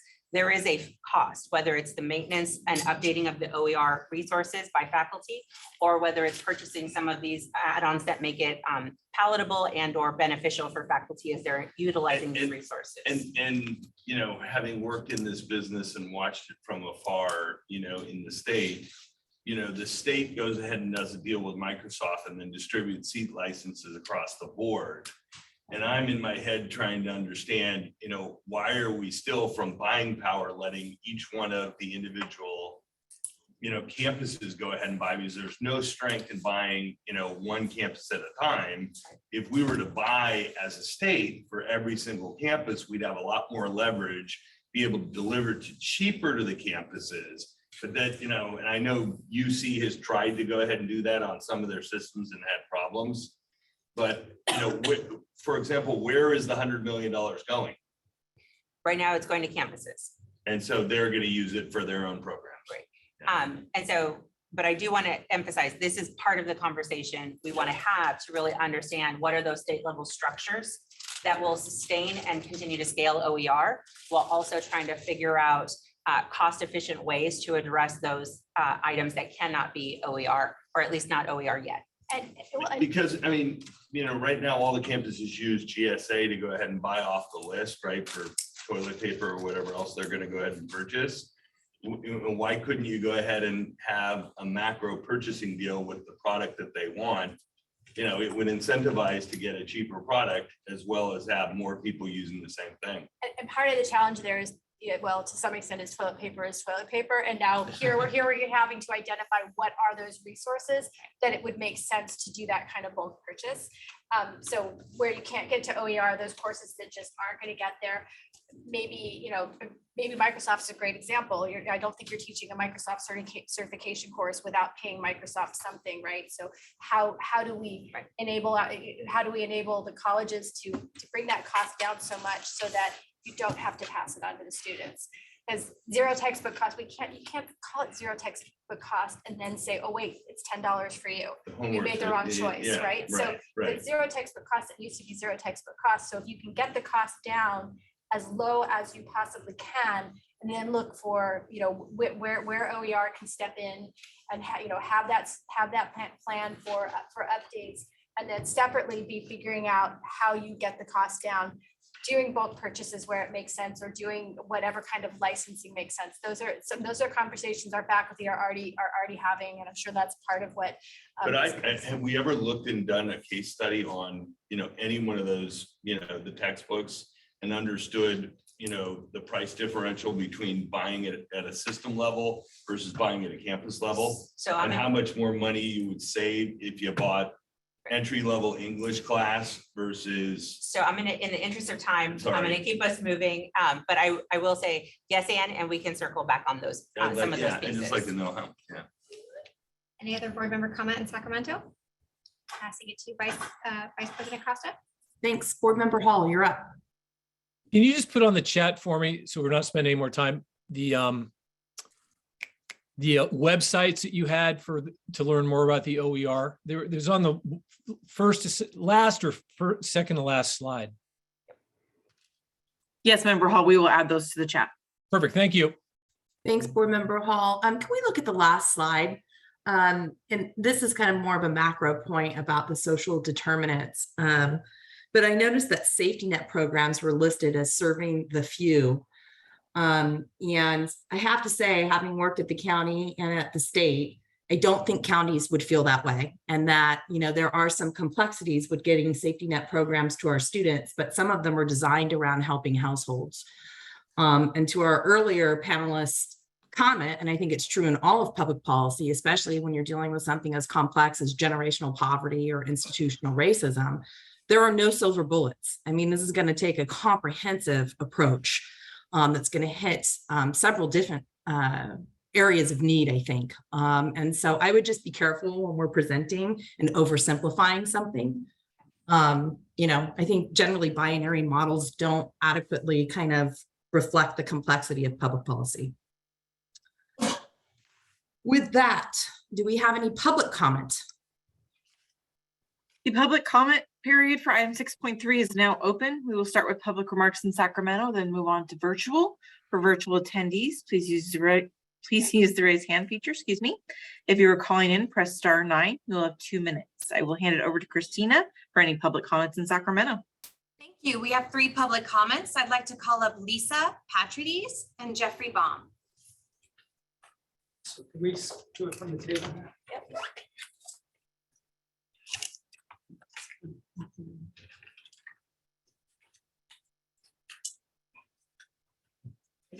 Good evening. That's almost easy, isn't it? Here? My name is Lisa Patrides, and I am a trustee of the San Mateo County Community College District Board, and also the CEO and founder of an education, take this off, nonprofit called ISKME, whose mission is to make learning and knowledge sharing participatory, equitable, and open. Now, in 2007, ISKME created what today is probably the largest digital library of OER called OER Commons. There's many libraries today, but we facilitate research and practice around the adoption of OER in K-12 and community colleges, and four-year colleges. And we work directly with school districts, higher ed institutions, library consortia, statewide departments of education in over 40 states. And we work internationally in about 30 countries as well.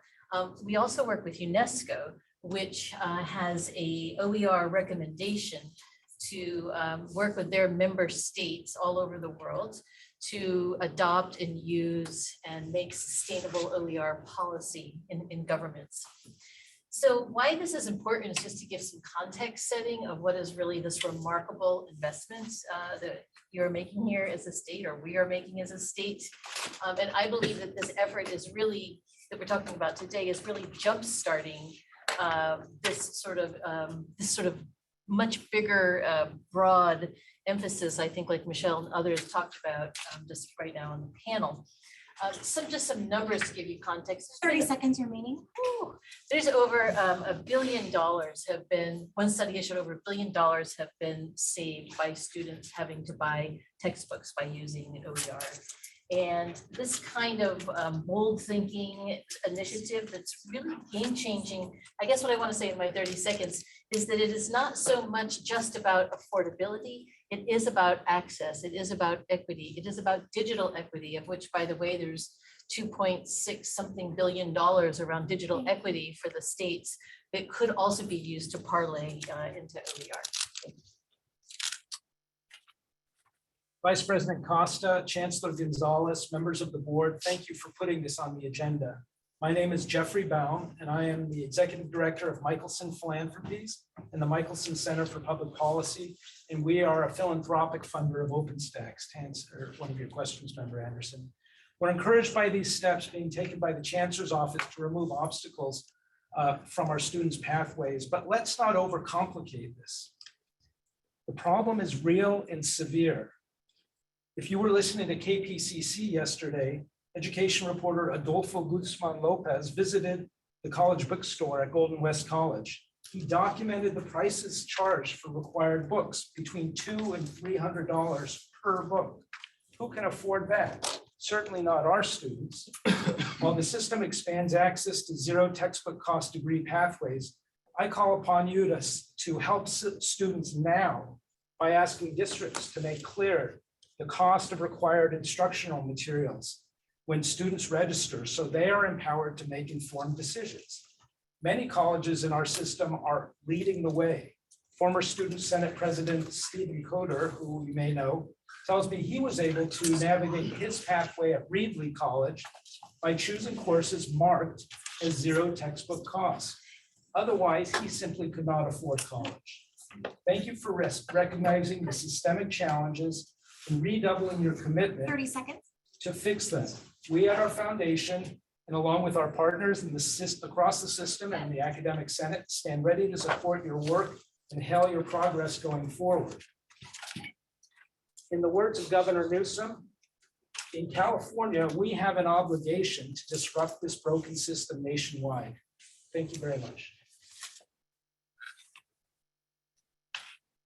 For our final commenter, I'd like to call up Caitlin Nagel.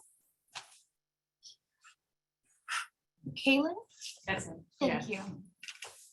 Good afternoon. My name is Kayla Nagel. Thank you all so much for having us here today and talking about this important subject.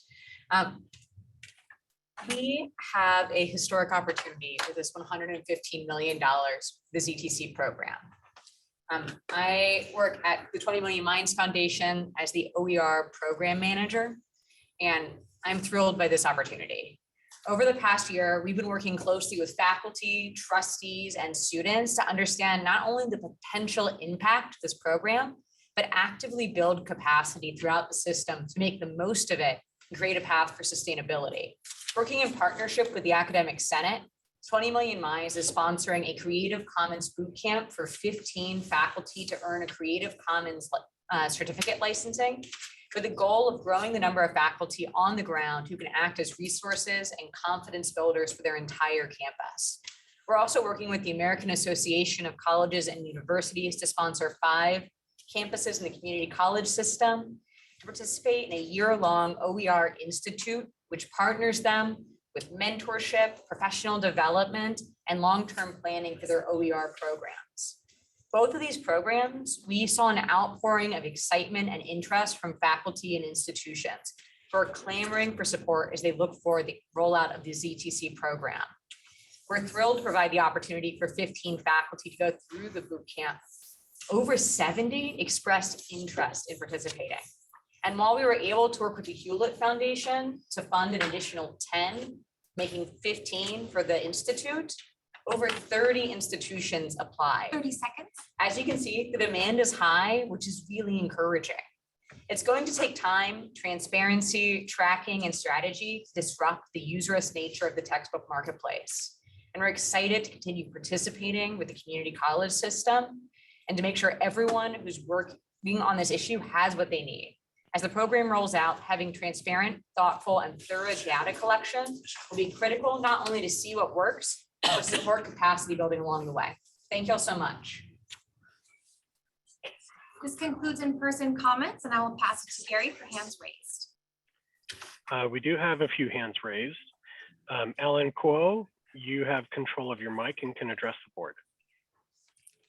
Good afternoon. My name is Alan Kuo, and I am a student trustee from the San Diego Community College District and the AS president for Miramar College.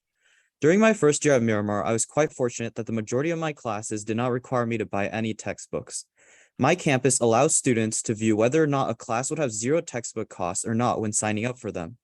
Using this system, I saved about $1,000 by choosing the classes that required no additional costs.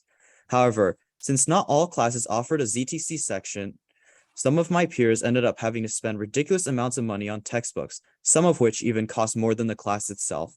If there were more ZTC classes, then they could have also avoided the costs.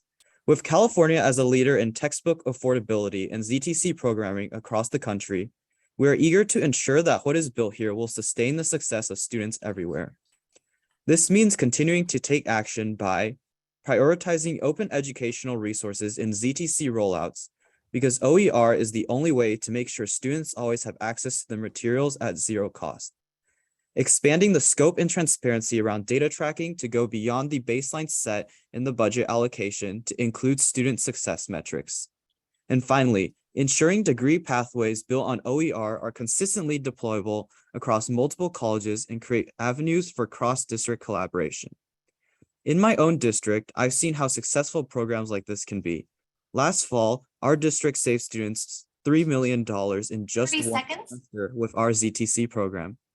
We need to make sure students across the state benefit from programs like this, which would be impossible without your commitment on these issues. We have the opportunity to set an example for colleges across the nation to follow, because textbook accessibility isn't just a California issue. As we set the pace that other states will follow, we must continue to center access, equity, and transparency. Thank you. Next, we have Serena Bummert. You have control of your mic and can address the board. Hello, Vice President Costa and board members. My name is Serena Mummert, and I am student trustee for the Citrus Community College District. I've also been following the rollout for the Zero Textbook Cost Program. And I want to say thank you for all the work you've done to make textbooks affordable for me and my peers. I'm majoring in physics and engineering, and some of my most rigorous STEM courses have relied upon open educational resources.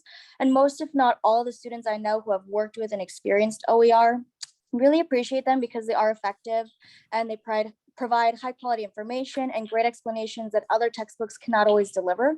I know many of our students also utilize open educational resources in addition to our required course materials because of this. And I wanted to share that as awareness and familiarity with OER grows, there's a growing preference among students and professors for these OER materials. And the whole country is watching while we pilot this movement, and it's important we get this right by centering students in the rollout of these programs. I've known students who had to drop out of their classes simply because they could not afford to buy the textbooks required for each of their classes, and the cost of these materials present a barrier that some of our students cannot overcome. So because of the work you're doing, there's a growing conversation about OER and ZTC among students, and we all say thank you for your shared commitment and continued work to advance issues of equity, access, and affordability in the California community college system. Student trustees and leaders across the state support the implementation of these programs. And as we all move forward, we ask that you continue to prioritize decisions that facilitate student success. You all are playing a huge role in establishing promising pathways for students in education. We are very excited to see what comes. And again, thank you for your work.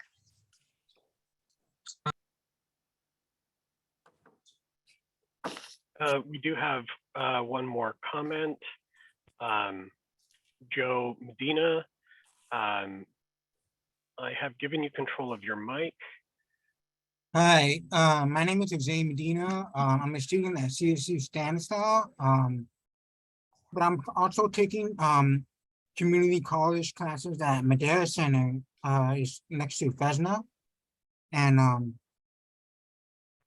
having a real hard time getting interpreters to come out to a smaller campus in Madera community because the pay is basically not competitive when compared to California State University or UC or private relay companies like Sorensen or Purple VRS.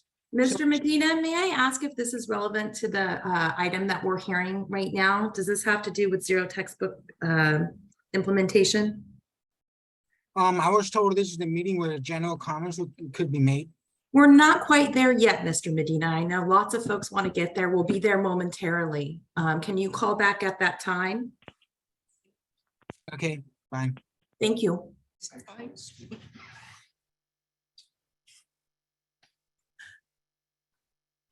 There are no other hands raised at this time. Great. Thank you. With that and with heavy heart, I do think we're going to need to move item 6.5 to our November meeting, given that we're almost at 4:30. So my apologies to the presenters and the members of the public waiting for that item. Let's go ahead and introduce Vice Chancellor Dr. Lowe to present on item 6.4. Thank you very much, Vice President Costa. I will move quickly, as I think I might be the only thing standing between you all in this meeting coming to an end shortly. but happy to present this update on our baccalaureate degree program implementation. Next slide, please. So before we get into the tactical details of this update, I did want to first remind us of the meaning and the importance of this work. As Dr. Constance Carroll presented to this body in July, community college baccalaureate degrees are a national movement focused on providing an affordable and streamlined pathway to a four-year degree. California is among only 24 states with laws allowing community colleges to provide baccalaureate degrees.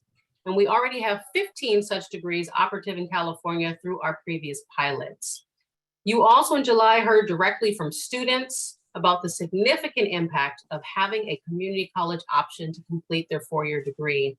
They talked about how that opportunity opened a door for them that they otherwise would not have pursued, and how it catapulted them forward in their careers and for one of the students into graduate school.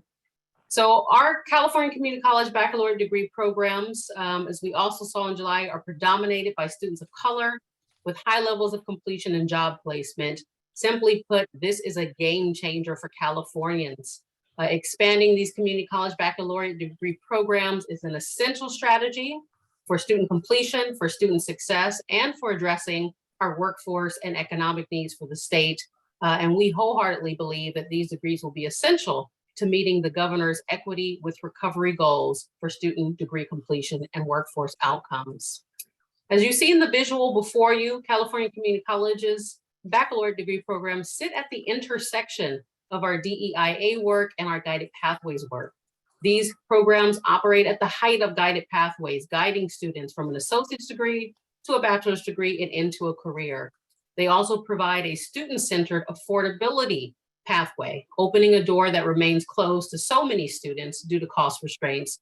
And these degrees are also an essential solution within our equitable transfer agenda as these programs bypass those barriers. So with that context, next slide, please. I will give you an update on where we are with the current cycle of applications. I will skip the slide, Board of Governors, as you have seen it numerous times. Next slide, please.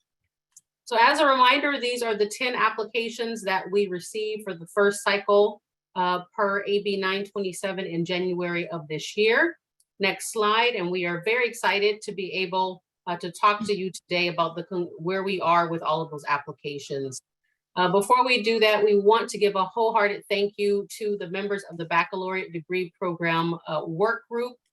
Among them is Board of Governors member Jolena Grande. We want to thank them for their service.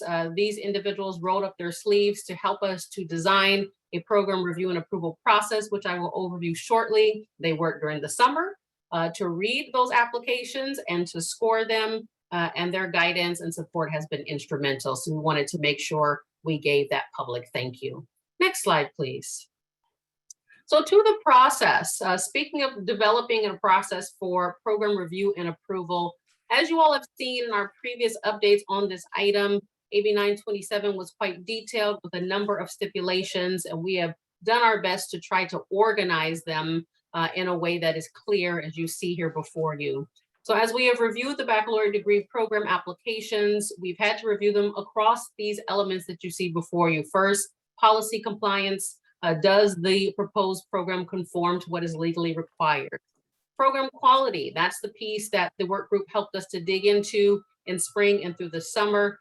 We established a set of approval criteria and a scoring rubric, and that is part of the work group did over the summer to actually score those applications.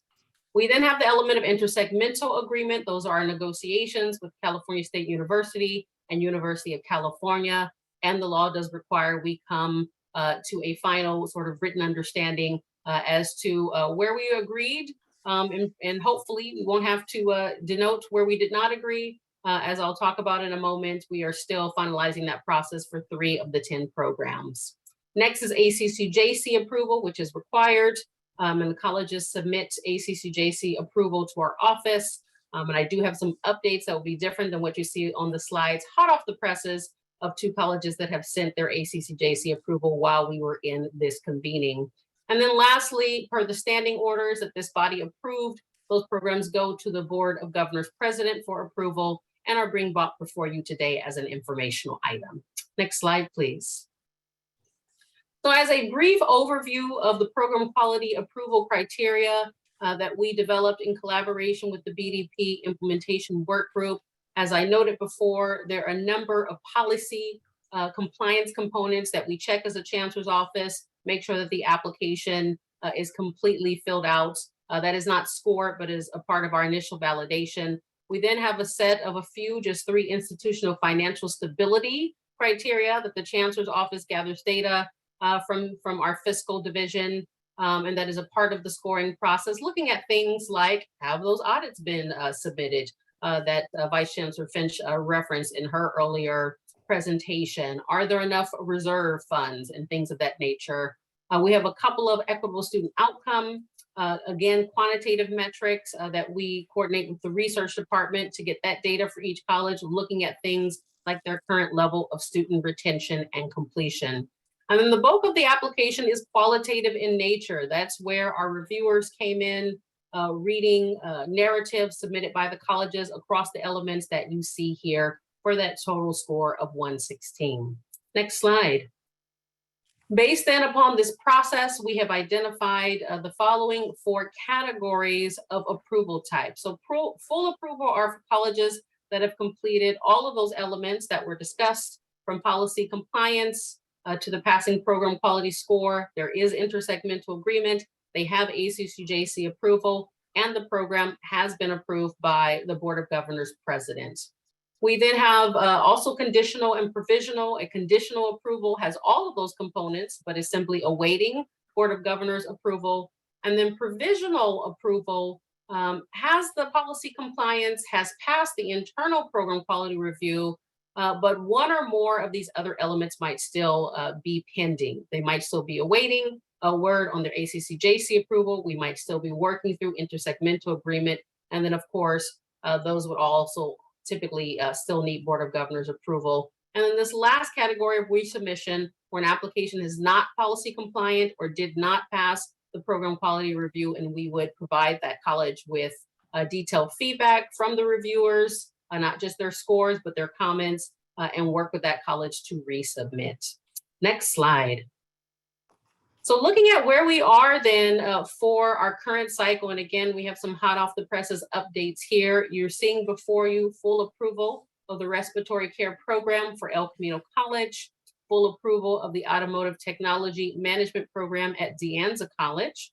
And then you see a set of programs with provisional approval. Given the timing and the need for us to bring the cycle to a close, we also provided Board of Governors President Haynes with these 4 as well, so that she could review and approve those, so that as soon as we get their ACCJC approval, they can move forward.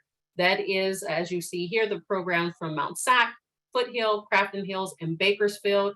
Hot off the presses, I did receive an email during this convening from both Bakersfield as well as Moore Park that they have received their ACCJC approval. So Bakersfield actually moves up to the top for full approval. But again, President Haynes did also approve the 3 programs that have provisional approval, and we are simply awaiting their ACCJC approval. You'll then see our 3 colleges here where we are still working through intersegmental agreement. So we are collaborating with our colleagues at the California State University system to come to a conclusion on objections of duplication for these 3 programs. Meetings are being scheduled, duplication analyses have been submitted. Our Office of General Counsel is directly involved in that work and in those meetings. We will also have representatives from our statewide academic senate that will engage. And the next step, as I've mentioned in previous updates, is really to get the necessary disciplined faculty together from our colleges and the colleges who have an objection of duplication to have, we hope, fruitful conversations where we can identify that indeed there can be partnership as opposed to worries about duplication, and our programs can move forward. So it is our goal to be able to bring these programs back before you by November. You will notice there is 1 college not listed. So we do have 1 college that will be revising and resubmitting their application for the next cycle. Next and final slide. So to bring this to a close, just on next steps, all of these applicants did receive a memo with their current approval status at the time in September 8th. As we mentioned, we did provide 6 of the programs to Board of Governors President Haynes. She was able to give us her approval on the 16th, and we appreciate the work that she did while traveling internationally to get back to us as quickly as possible. Our work now is to finalize those intersegmental agreements for the 3 programs that remain, to continue to work with the college resubmitting. And our attention is now shifting to cycle 2. We're making some updates to the process for the application, getting that out as soon as possible so that we can prepare to receive another cycle of applications January 15th of 2023. And with that, Vice President Costa, I'll turn it back over to you for any questions or comments. Thank you so much. Let's take it to Sacramento with Board Member Aguinaldo and any comments from the board there. Member Shabazian? First of all, exciting to see. Thanks for everyone who's involved to getting us to this point. In the memo that's attached to the agenda item, it lists the application scores. And I'm wondering, for those that maybe didn't make it to this point or not on the list right now, would you say that those are generally high scoring, but they didn't get through the intersegmental approval, or are we looking at the highest scoring applications right now? So thank you for that question. It's a mix of both. So there are 3 colleges, as we showed in that previous slide, that for all intents and purposes, we are ready to approve.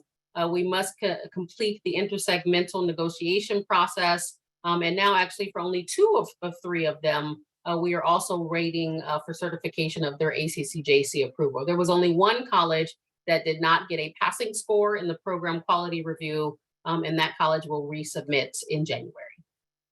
And having been through a cycle of this, would you have any recommendations to colleges who are maybe thinking about doing the process for the next cycle, or what were the main hangups?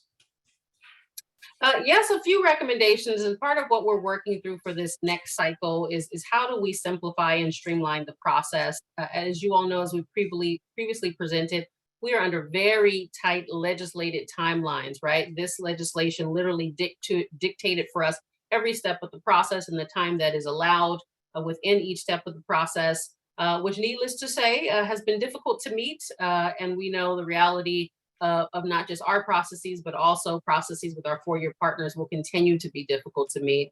So one of the things that we're thinking through is how do we create some sort of pre-application process where we might do things like engage in the duplication analysis before official application, right? Things of that nature to help streamline the process so that when a college officially submits, we can actually meet the 6-month timeline that we have.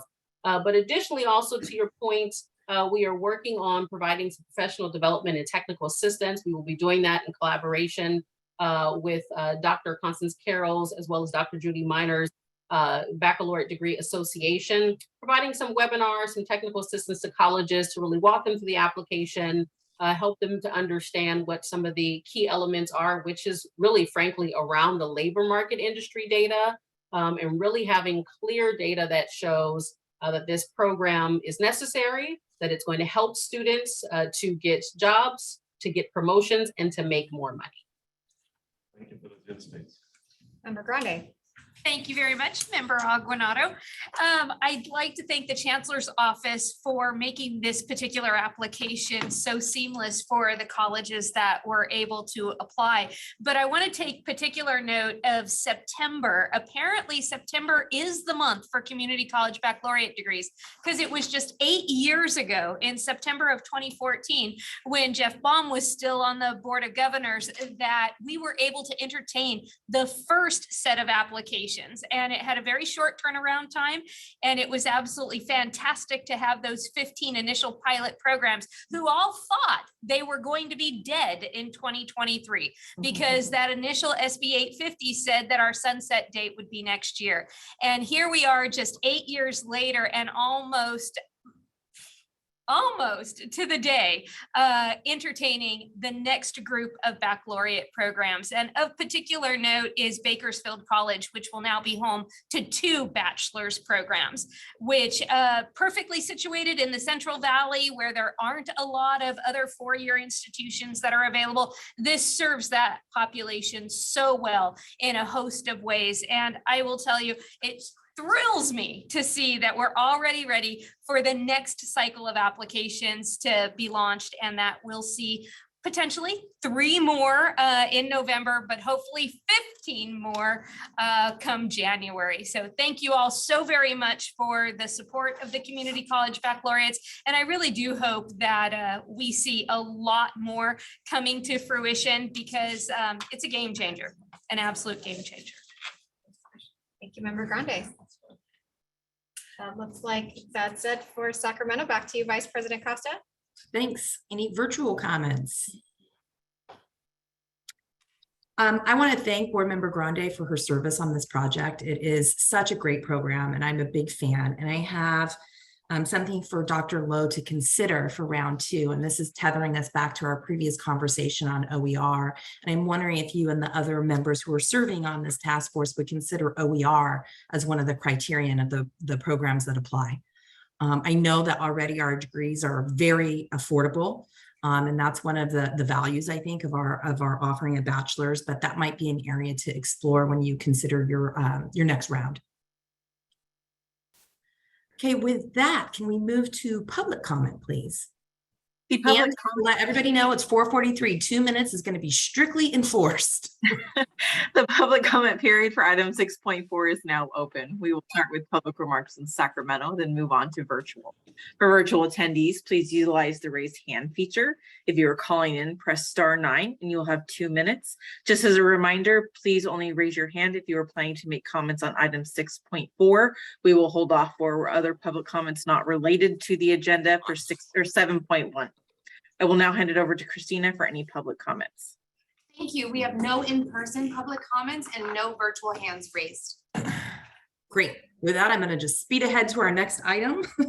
We have item 6.6 with General Counsel LaFoistier, the contracts and grants approved by the board president. Good afternoon. This will be a short one. We have 2 interjurisdictional exchange agreements that were entered into by the chancellor with the approval of the president between the last board meeting and this board meeting.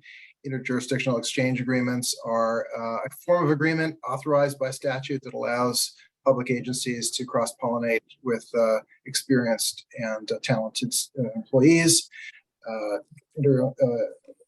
Chancellor Gonzalez introduced the 2 employees in her remarks this morning, Eric Cooper and Kimberly Anderson, who are assisting with the Equitable Student Learning Experience and Impact Office and the Innovation Data Evidence and Analytics Office. I don't think there's much more to say about them, but if there are any questions, we can take them now. Thank you. Any board member comments in Sacramento? None here, Vice President Costa. Any virtual board member comments?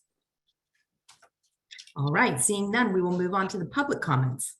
The public comment period for item 6.6 is now open, starting in Sacramento, then moving to virtual. For virtual attendees, please utilize the raise hand feature. If you're calling in, press *9. You'll have 2 minutes. I will hand it over to Christina for any public comments in Sacramento. Thank you. We have no in-person comments and no virtual hands raised. Great. All right, next we will move on to board member reports. Now, I don't want to pressure my colleagues, but it's 4:46.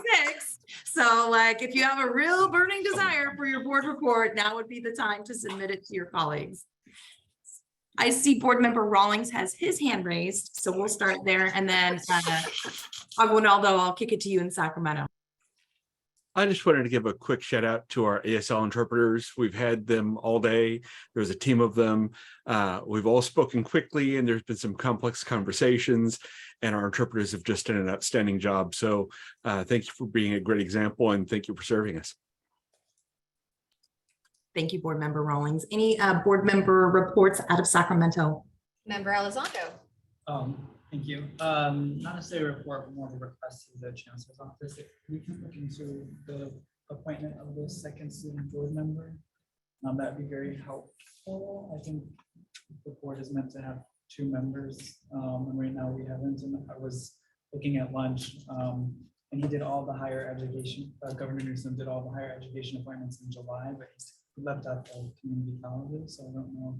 Maybe it just got put on the back burner by accident and forgot about. But No, I'm looking around to see if Mr. Cheetah is I was gonna say, here. is Ben still there? Would he like to? We continue to have communication and ask for reminders, Yeah. and we will continue to do the same.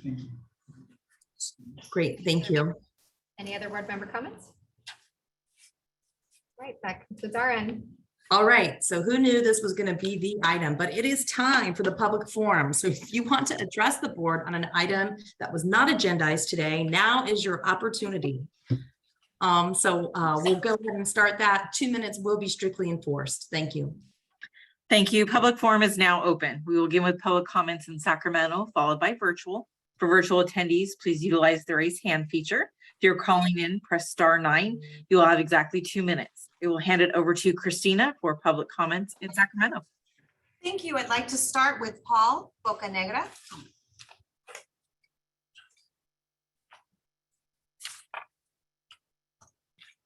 My name is Paul Bocanegra. I'm representing State LULAC, a civil rights organization established in 1929, and also the American GI Forum. And the issue that I have here is the, I guess, the rules and regulations that are in your website, the Chancellor's Office website in regards to filing discrimination complaints. It basically says that students and employees can file discrimination complaints, and it seems in reading it that there was a change made somewhere in the past. And in regards to what we're considering doing is, it will be applicable for a state of California civil rights organization like the American GI Forum and LULAC and ACLU to file discrimination complaints, because this type of complaint that we're considering will be applicable not to students and employees, but to organizations in regards to discrimination that's going on at El Camino College. It's right up to our faces. Nothing's going on in regards to action being taken against it. And it's not something that students and employees can deal with, because one of the big issues that also have is retaliation against them. That's 30 one. seconds. And I'm sorry, I have 2 hours. I can talk about, 2 minutes. I can talk about 2 hours about this. Other issues that come up in hearing in their official board meetings is lack of public information that's not been, funding. And that's something that community colleges should, Chester office should be involved in, when $61,000 of state funds have Thank not you. been encumbered. That's time. $11 million Thank you. We restart 2 minutes. local grant funds. So where's your role? And like I Mr. said earlier, Bocanegra, thank you for your comments. I might suggest that you reach out to our Office of General Counsel, who can walk you through our process. I did, and they said they don't deal with it. So what I'm asking the board here is to work with the Chancellor's Office directly, because I'm not getting information from the General Counsel and they're delaying and responding back to me. So acting Chancellor, yeah, I'd like to communicate with your office and in regards to some changes that need to occur in regards to the rules and regulations of how statewide organizations can file complaints, misuse of funding complaints, discrimination complaints, and lack of information complaints that are being provided by El Camino Community College. What we can do, Mr. Bocanegra, is if you leave your number with Ms. Castro, we can make sure that a member of the Chancellor's Office team does get back to you. I will do that, and you can also check with one of your attorneys, I think it's Freeman, forget his name, but I'll send you the emails that I've submitted to him.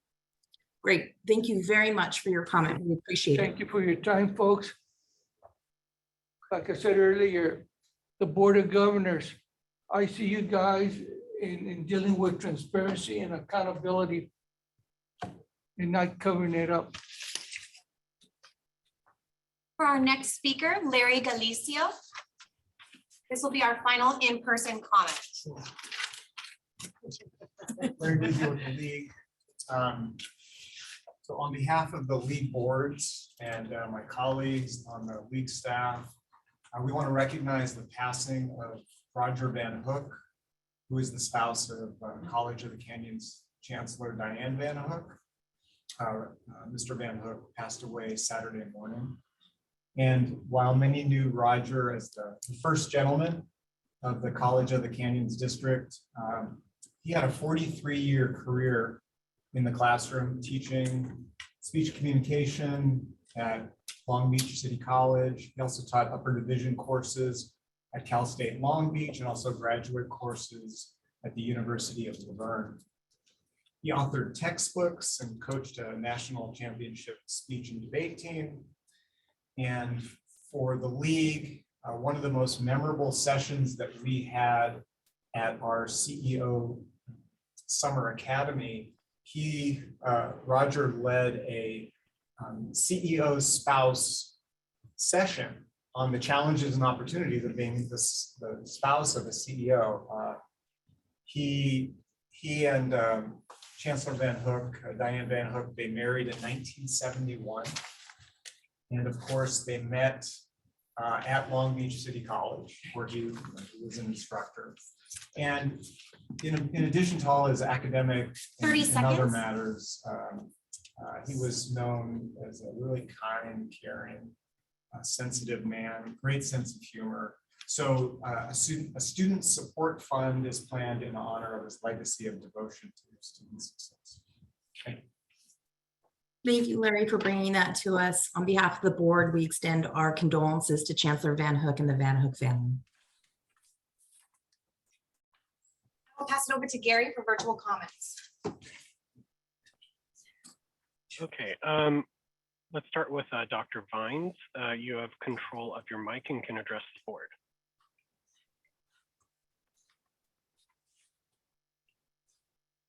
Good afternoon, President Haynes and board members. My name is Dr. Aaron Vines, a MEN board member.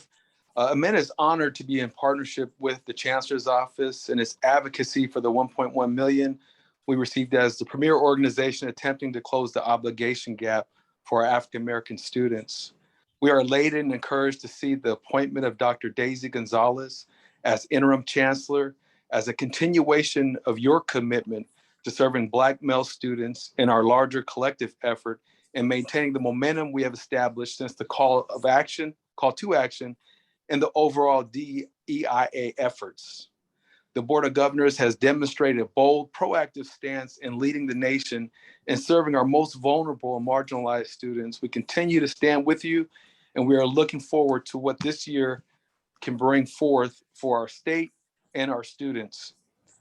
MEN requests that the Chancellor's Office continues to support us by advocating for our work and holding institutions responsible for the DEIA work and the success of all students, specifically our African-American male students. Thank you. Thank you, Dr. Vines. Next, we have Arnold Pagio. I apologize if I mispronounced that. You have control of your mic and can address the board. Thank you so much. Arnold Pagio, representing Asian Pacific Americans in higher education, one of the coalition partners with Amend. On behalf of APAHI, we would like to thank the Board of Governors, Interim Chancellor Gonzalez, Dr. Navarrete, Dr. Martinez, Assistant Vice Chancellor Vasquez, Dr. Alvarado, Dr. Lowe, Dr. Ron O'Shaughnessy, and Visiting Executive Dr. Bull for your ongoing commitments and efforts ensuring student equity and student success through changes in EEO policies and processes, education code, and culturally responsive curriculum and pedagogy. With your combined leadership, our system will continue to progress in realizing the Vision for Success goals and racial equity in education for Black, Indigenous people of color who comprise almost 70% of students across our 116 colleges. As an organization committed to diversity, equity, inclusion, and anti-racism, we're proud to be partnering with our Board of Governors and the Chancellor's Office in the service of our students.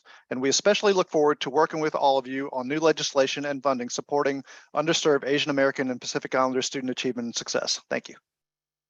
Thank you for your comments. Next, we have Cynthia Orozco. You have control of your mic and can address the board. Good afternoon. The coalition is comprised of members of the following organizations: Amend, APAHI, Colegas, and we now have nearly 40 new members of our Aspiring Radical Leaders Institute. Thank you to the California Community College Chancellor's Office and Interim Chancellor Dr. Daisy Gonzalez, Executive Vice Chancellor Dr. Lizette Navarrete, Assistant Vice Chancellor Dr. Syria Martinez, Assistant Vice Chancellor Linda Vasquez, Vice Chancellor Marty Alvarado, Vice Chancellor Aisha Lowe, Vice Chancellor Rebecca Ruan O'Shaughnessy, and Visiting Executive Dr. Abdul Malik Bull for the leadership they have provided to the system in addressing equity, diversity, and inclusion, and developing the EEO guidance and culturally competent faculty professional development. This leadership is needed and directly correlated to creating the conditions to eliminate racial equity gaps. We thank the Board of Governors for your confidence and support of this dynamic group of leaders. Thank you for your comments. We have 3 more hands raised. Our next speaker is calling in. The area code is 202. You have control of your mic and can address the board.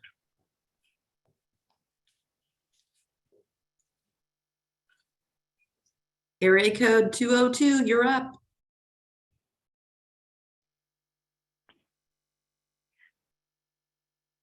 Going once. Going twice. All right, we're on to the next. Okay. Our next speaker is Joe Medina. You have control of your mic and can address the board.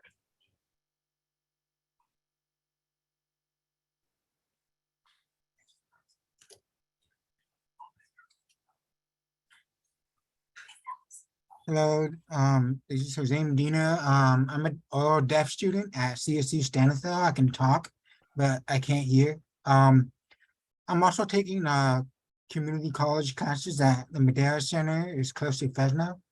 I'm having trouble getting interpreters to come out to the Madera Center because simply the pay is not competitive enough. There's there's only 3 CSUs universities that offer interpreting degree programs. So their profession is in high demand. Basically, the ball is in their court. So they all prefer to go to the highest, to work for the highest paying employer. And usually that is the VRS company like Purple, Sorensen, and others. And it's really hard to get sign language interpreters to come out to community colleges. So I'm really hoping the Board of Governors can increase the pay to be competitive with VRI companies, and also pay them to be on the clock once they get in the car and drive to smaller community college like Madera. That's the only solution I can think of, and I've been contacting people through email and have not gotten a response. I'm hoping you guys can give me an email so I can talk to someone further about this matter. Thank you for your comments. We can put an email address for you to contact in the chat box, the appropriate point of contact in the Chancellor's office, so that you can continue this conversation.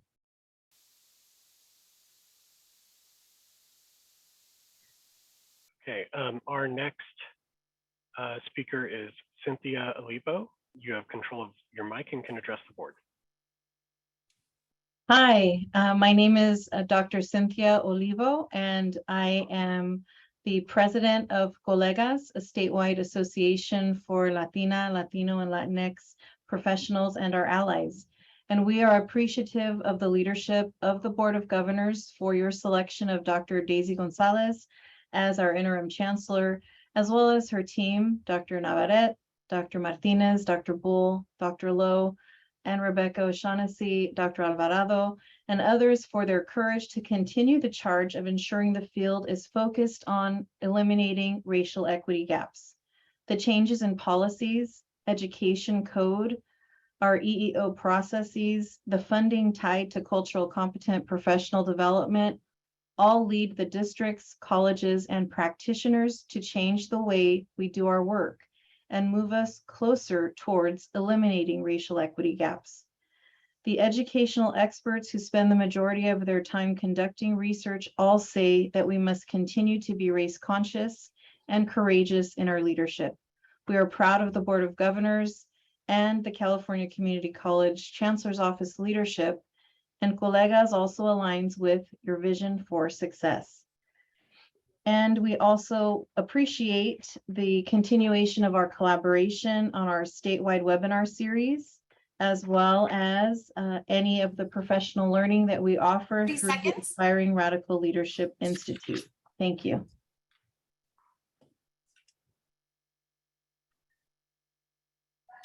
Next, we have Newton Kellum. You have control of your mic and can address the board. Good afternoon.